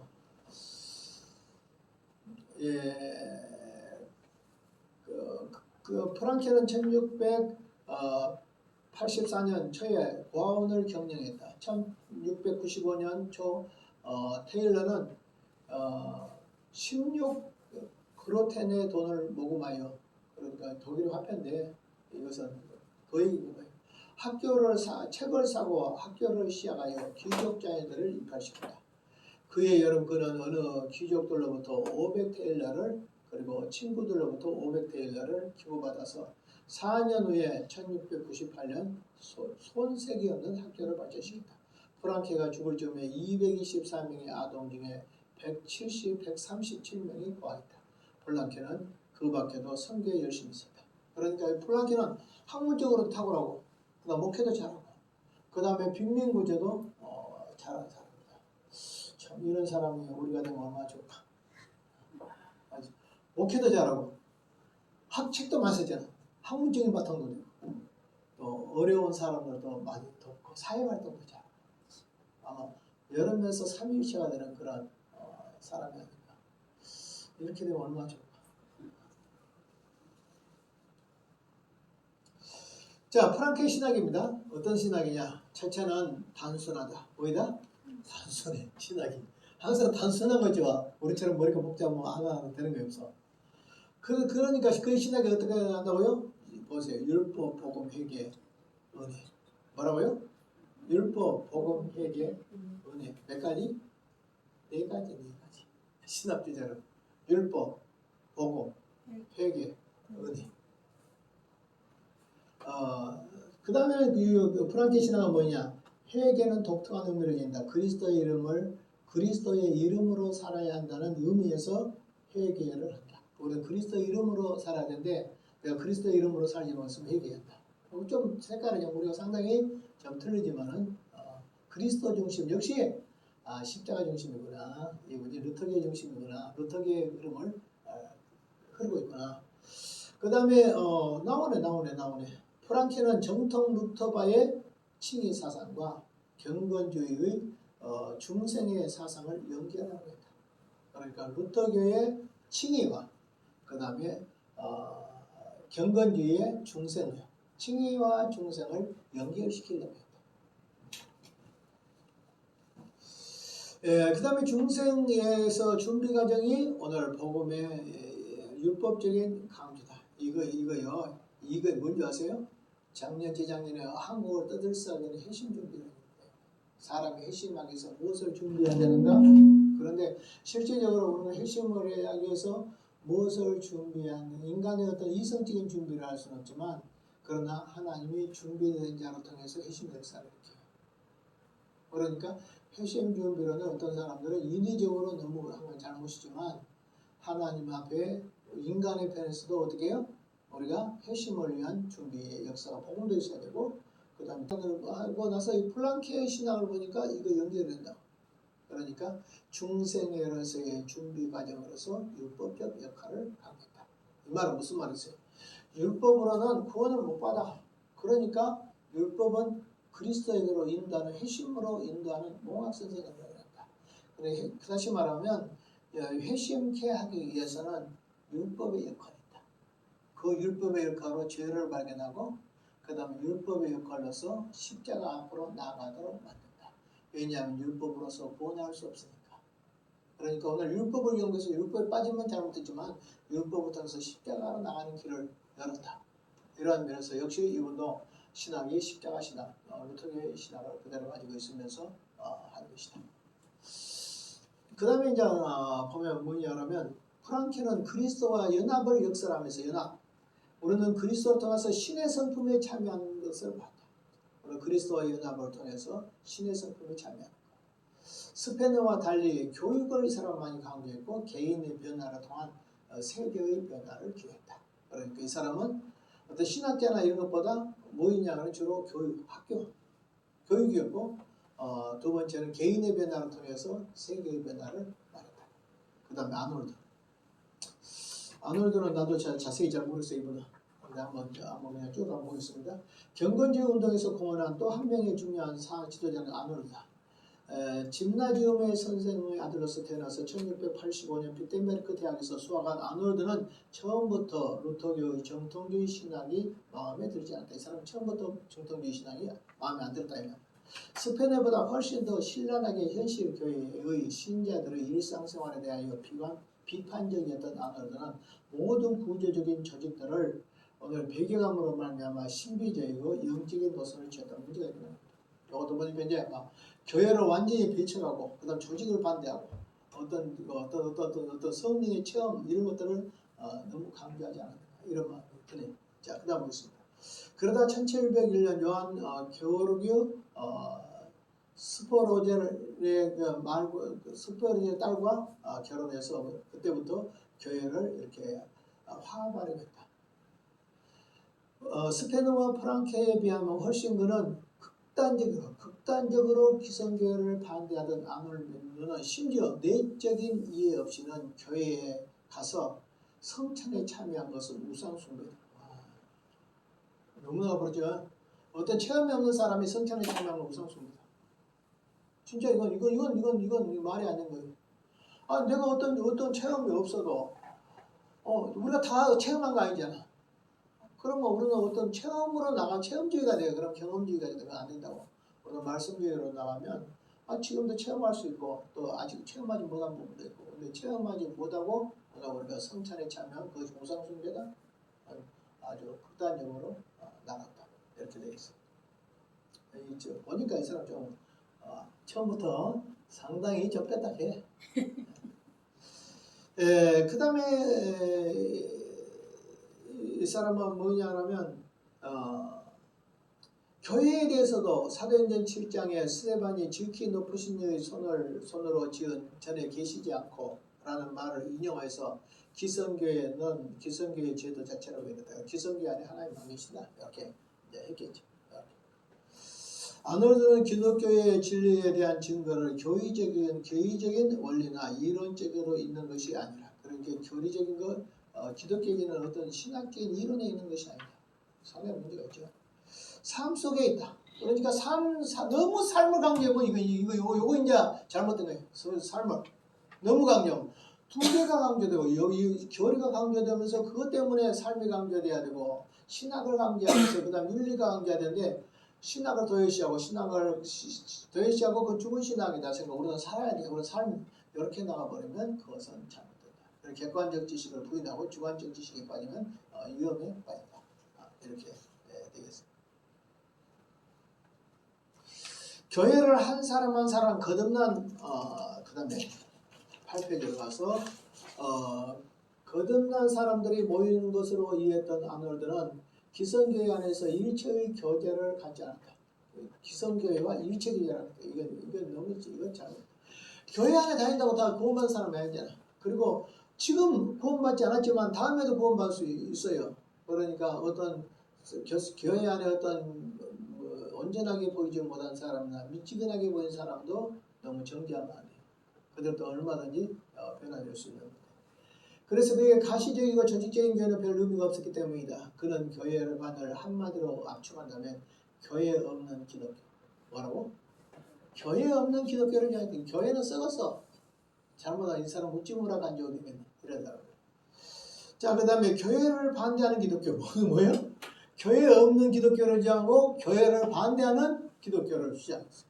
그 다음에 무슨 기독교? 개인적인 기독교. 그러니까 우리는 개인적으로 믿고 그러니까 교회 안 다녀도 우리가 예수 믿고 살면 된다. 교회밖에 못 주장하면서 무교회를 주장하는 선구자가 된 것이죠. 오늘날 말하면 우찌무라 간조 선생이나 그 다음에 우리나라의 김교신 선생 같은 사람들, 여러 함석현 같은 사람들 이런 사람들이 아닐까. 오늘 이 사람 아놀드는 상당히 우리가 지금 현재 이 사람 경건주의 지도자이지만 이런 사람들이 지도할 때 아마 독일 교회가 교리를 이탈해버린 것이 아닌가.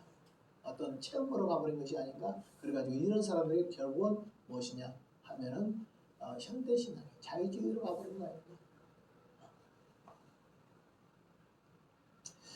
그는 종교육자들이 카톨릭을 바벨이라고 그는 종교육자들이 카톨릭을 바벨이라고 하고 개신교를 가르쳐 바벨론에서 해방이라고 한 반면에 아놀드는 다 바벨이다. 그러니까 뭐예요? 오늘 종교육자들은 카톨릭이 바벨이야. 근데 이 사람은 뭐냐면 개신교나 천주교나 다 바벨이야. 이래버렸어. 교회 자체를 그래서 교회 없는 기독교, 개인 기독교 이런 것들을 주장하는 사람이 아놀드다. 이 사람 본받지 마. 이런 사람들 때문에 오늘 자유주의가 생긴다. 이렇게 생각해요. 그 다음 벵게르라는 사람은 또 상당히 반대한 봅시다. 경건주의에서 또 다른 영향을 있는 지도자는 요한 아브레히트 벵게르라고 들 수 있다. 그는 최대의 업적은 근대적인 의미의 본문 비평을 제시하고 헬라어 신약 성경을 오늘 말한 헬라어 신약 성경을 말한 것으로 알다. 이 사람은 문제가 있다. 본문 비평을 근대적인 의미에서 본문 비평이라는 뭐냐면 하나님의 말씀 자체도 비평의 대상으로 되니까. 그러니까 자유주의에 뿌리를 놓은 사람은 벵게르도. 그런데 박윤선 박사 하도 이분 많이 이야기해서 난 좋은 사람으로만 생각했는데 이런 데는 자 경건주의 신학자로서 탁월한 이치를 차지하는 벵게르는 슈트가르트의 근방의 빈네든 목사의 아들로 태어나 6살 때 아버지를 여의고 수도원에 살면서 경건주의가 접하게 됐다. 무서운 전염병 페스트로 프랑스군의 침입으로 소년 시대에 침몰하게 보냈던 벵게르는 요한 볼프강 자거 크리스토프 로헤린에 의해서 수학했다.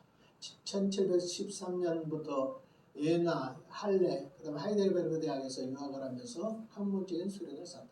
벵게르의 생애 대부분은 탱켄도르프의 예비신학교에서 투빙겐 대학에 입학을 준비하는 교사로서 그렇다. 투빙겐 대학은 오늘도 있어요. 이건 자유주의 완전히 부활도 부인하는 자유주의입니다. 그런데 지금도 명문은 명문이에요. 그런데 거기 출신들이 있어요.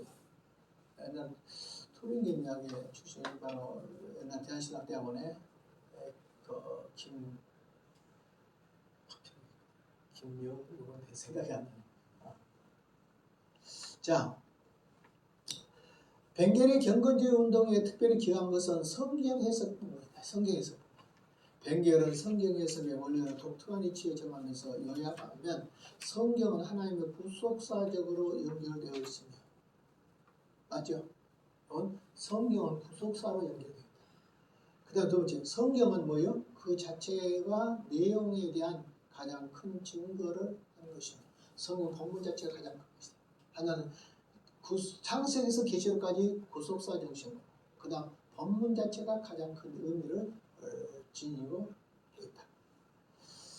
그러므로 성경의 모든 저자는 누구냐? 하나님께 돌려야 된다. 하나님이 제자다. 정통주의 신학자처럼 루터의 신앙 고백이나 교회의 성경의 독립성을 속박하거나 제한해서는 안 된다. 문제가 생길까 원입니다. 오늘 성경 신학자들의 이런 특성이 가지고 있어. 성경 안에는 모든 교리가 다 들어있는데 왜 교리를 가지고 성경을 해석하냐? 그런데 그건 잘못된 거예요. 왜냐하면 성경을 해석한다 할지라도 교리를 가지고 해석하는 수밖에 없어. 각 교파마다 교리를 가지고 있고 그리고 교리를 갖지 않고 해석을 하면 이 해석이 잘못된 해석으로 이단에 빠져버려요. 그러니까 교리적인 틀 속에서 성경을 해석해야지 해석이 바른 건데 이 사람은 교리와 성경 해석을 분리시켜버렸다. 그리고 하는 말 이렇게 말하겠지. 성경이 있으니까 교리가 있었잖아. 그러므로 교리보다 성경이 더 맞죠. 그러나 오늘 성경으로만 해석하면 교리적인 해석이 필요 없다라고 하는 것은 교리를 부인한 것은 잘못이다.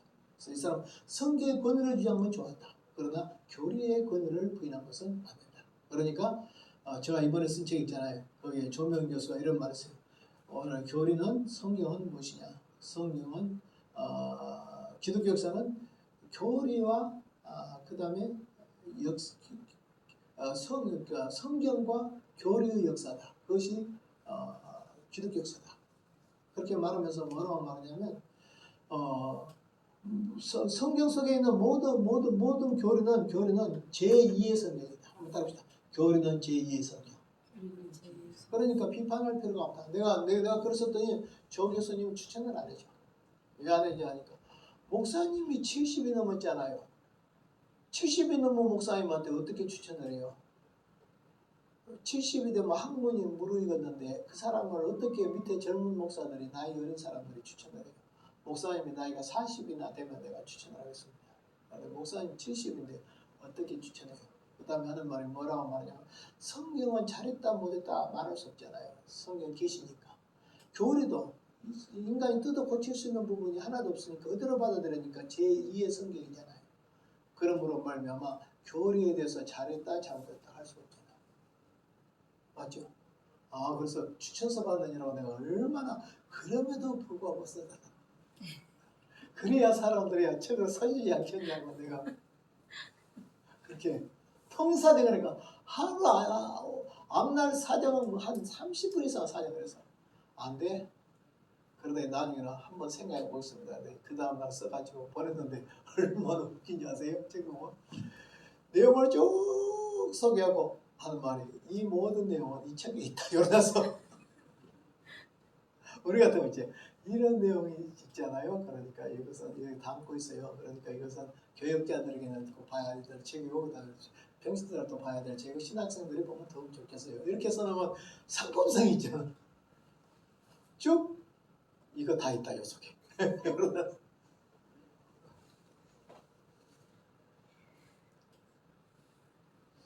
자, 그 다음에 오늘 쭉 보면서 이제 벵겔의 이야기에서 보면은 특별히 루터의 고백이나 그 다음에 교의로 성경의 독립성을 속박하거나 제한시키면 안 됩니다.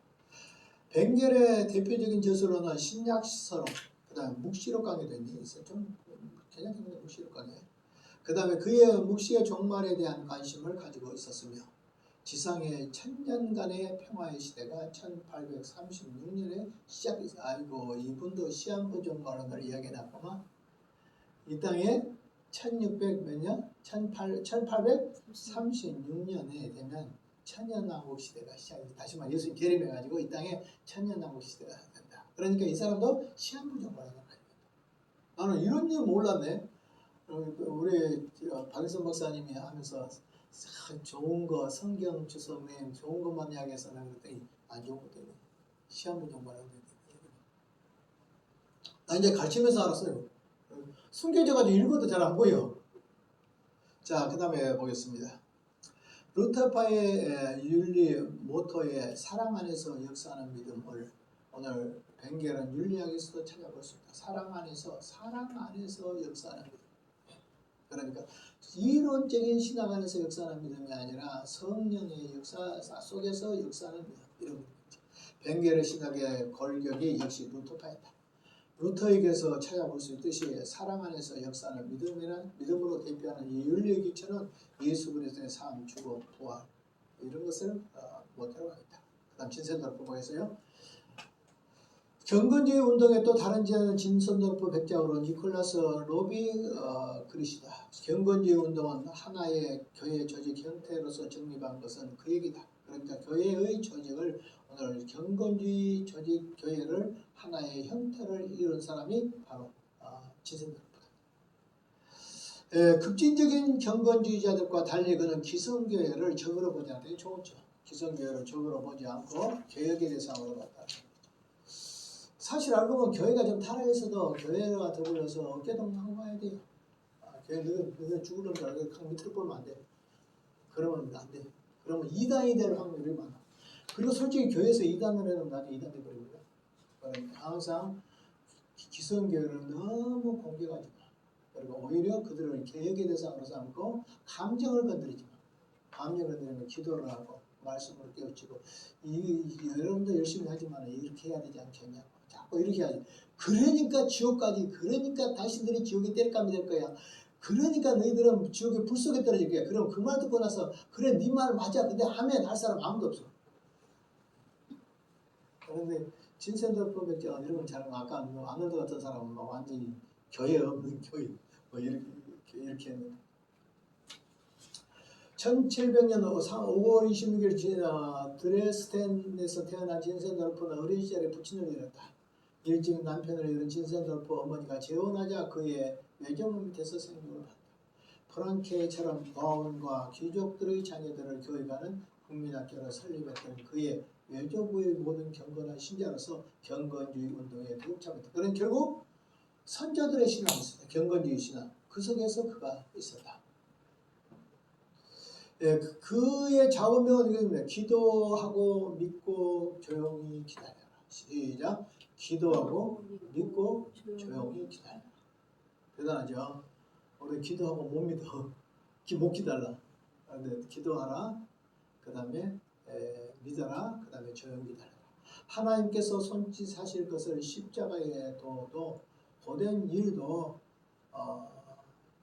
기피하지 말라. 그러니까 참고 기다리는데 그것이 바로 십자가에 도같은 고난이 있다 해도 참고 기다려라.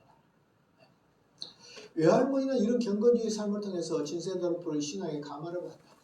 뷰텐베르그의 키트러브 베르스토로프의 와 할레 대학의 프랑크에서 배운 진센도르프는 뷰텐베르크 유대교의 정통주의의 할레 대학의 경건주의를 조화를 시켰다. 그러니까 정통주의와 경건주의를 조화를 시킨다니까 이 사람. 그러니까 뭐냐면 할레 대학은 경건주의잖아요. 뷰텐베르크는 정통주의죠.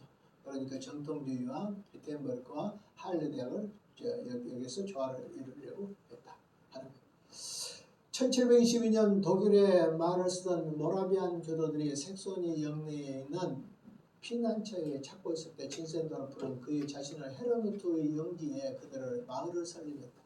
그리고 경찰가 들어와 있어요. 주임의 보호란 뜻으로 헤르누트라고 한다. 그래서 올해는 모라비안 교도 이렇게 있죠. 그런데 그것이 모라비안 교도 이렇게 돼요. 그 다음에 뭐라고 말하냐면 모라비안 교도 그 다음에는 무엇이냐면 모라비안 교도 그 다음에 헤르누트파. 헤르누트파는 그들의 삶의 거주지를 진센도르프가 정하고 그 다음에 체코 쪽으로 하라고 했는데 머리가 돈이 가서 생각이 안 나네.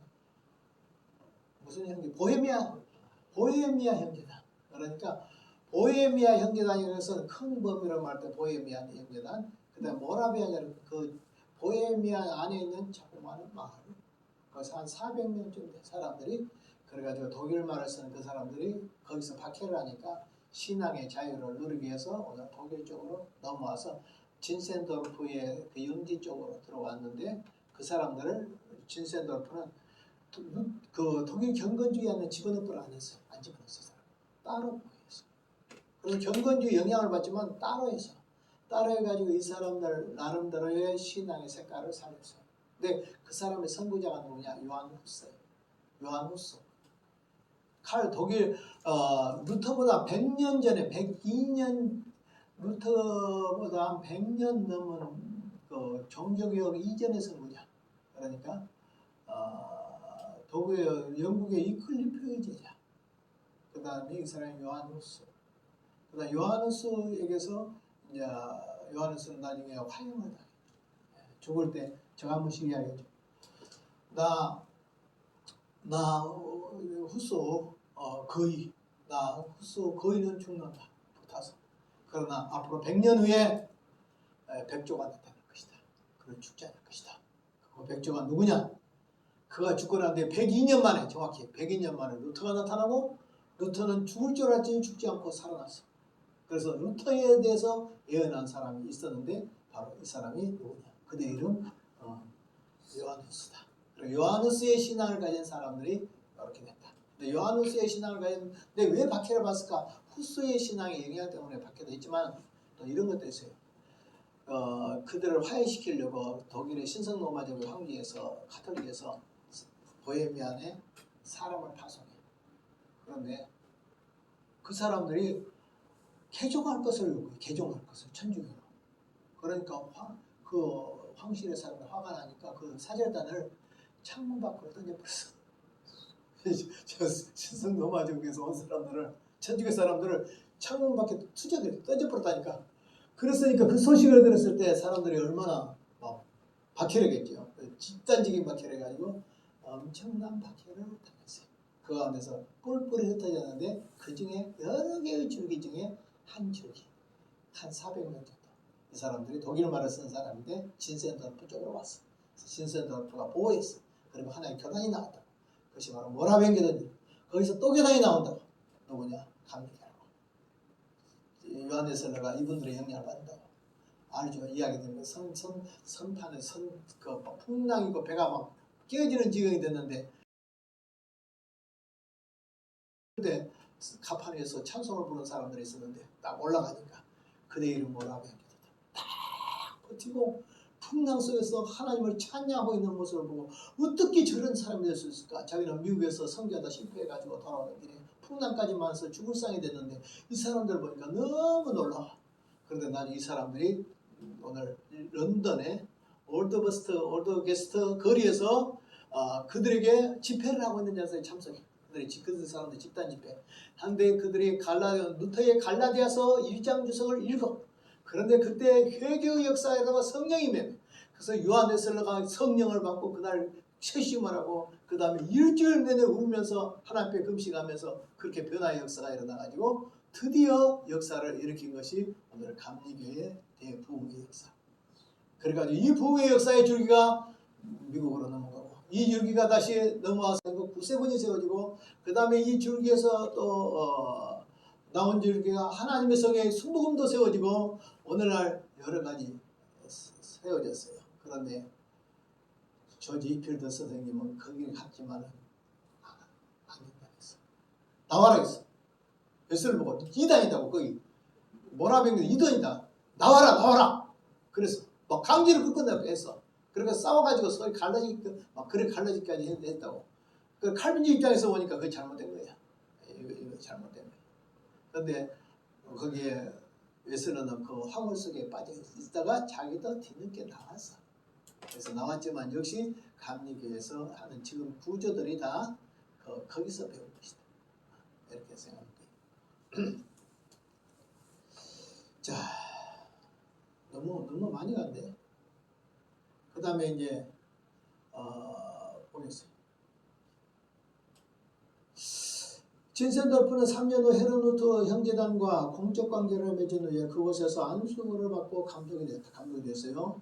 헤르누트파에 그가 그 교회의 영적 지도자가 된 것은 모라비안 교도로부터 교회 내에서 세계 교회의 복음을 전할 준비가 그리스도를 위해서 헌신된 열렬한 군사, 경건한 집단이 될 수 있도록 기도했기 때문이다.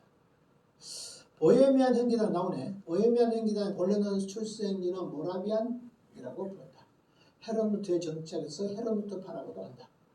그는 아우구스부르크 신앙 고백을 그들의 신앙 고백으로 오늘 받아들이면서 루터교 신앙을 받아들이면서 신학적인 이론을 정립보다는 헌신적이고 도덕적인 삶을 보수했다. 이들도 역시 십자가에서 그리스도가 고난당한 것을 묵상하는 데 있었다.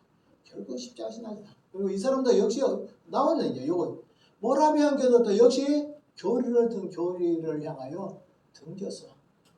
왜냐하면 이 사람들이 얼마나 성경에 열정을 가냐면 3명 중에 1명이 성교사라.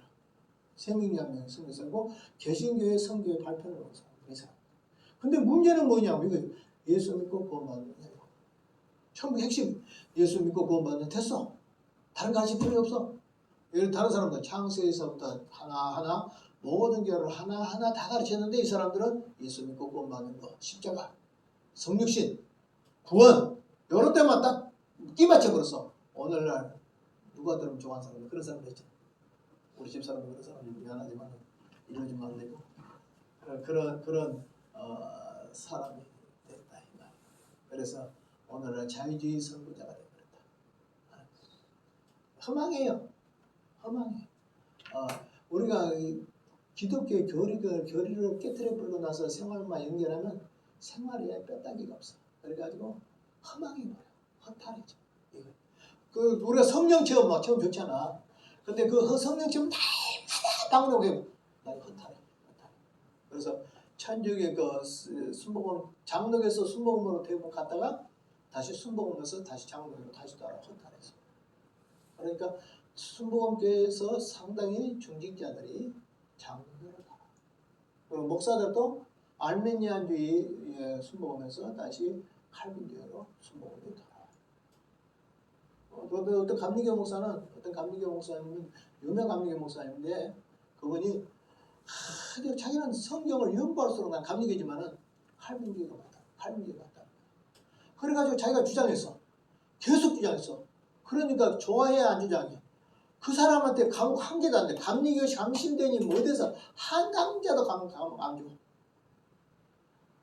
나중에 그 사람은 왕따가 됐어. 왕따가. 감리교에서. 그래서 여러분들이 장로께서 이 칼빈주의를 배우고 있다는 것이 영광인 줄 알고 제대로 가르치지 못한다지만은 여러분들이 칼빈주의 신학을 연결해서 한다는 것은 매우 중요하다는 거예요. 예, 그래서 이제 쭉 보면 이렇게 나옵니다. 그는 이 신학적인 이론 정리보다는 헌신적이고 도덕적인 삶을 우선적으로 고수했다. 이건 교리보다도 삶이다. 이걸 강조해야 그것이 잘못됐다. 이러한 헌신의 핵심은 십자가에서 그리스도의 당한 고난을 묵상하는 십자가 신학이 또 나와요.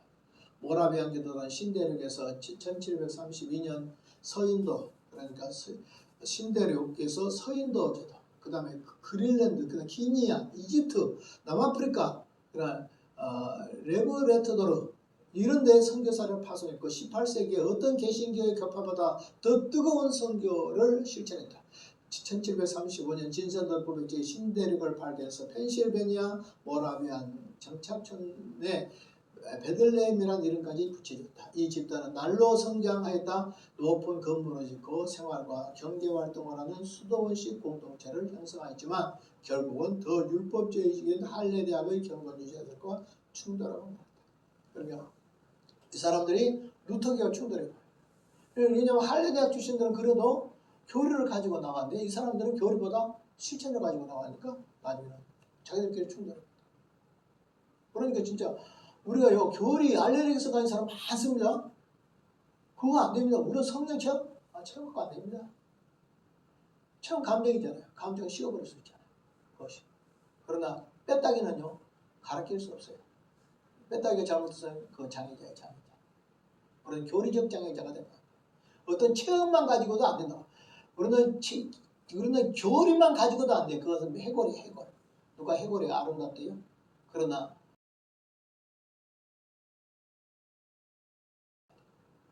여기 이 사람들의 문제가 여기서 그러니까 이 사람들 동성애까지 지금 다 받아 그래버렸죠. 그다음에 쭉 하면서 오늘 프랑케는 1727년에 프랑케가 죽고 난 뒤에 더욱 분명해졌다. 진센더르프 형제단은 감리교 창시자 요한 웨슬레에게 적지 않은 영향을 줬다. 요한 웨슬레에게. 구원의 확신이 없이 버지니아 사바나에서 활동할 때 웨슬레가 심각한 도전에게 준 것은 모라비안 선교사와 슈펜겐 베르크예가 영국으로 돌아와서 영적 침체에 허덕이고 있는 웨슬레에게 믿음의 필요성을 확신을 시켜준 것이 모라비안 피터 빌리였으며 모라비안의 이상은 웨슬레의 자신뿐 아니라 그 동시에 감리교 전통에도 큰 영향을 미쳤다. 비록 웨슬레가 죽고 웨슬레 후에 모라비안 교도들과 분리를 했기는 했지만 1741년 런던 브리스톨 중심으로 부흥운동을 일으킬 때만 해도 웨슬레는 헤르누트파에 직접 보조를 취한 것이다. 그러니까 감리교도 헤르누트파에 영향이 있다. 그래서 좀 쉬었다가 하도록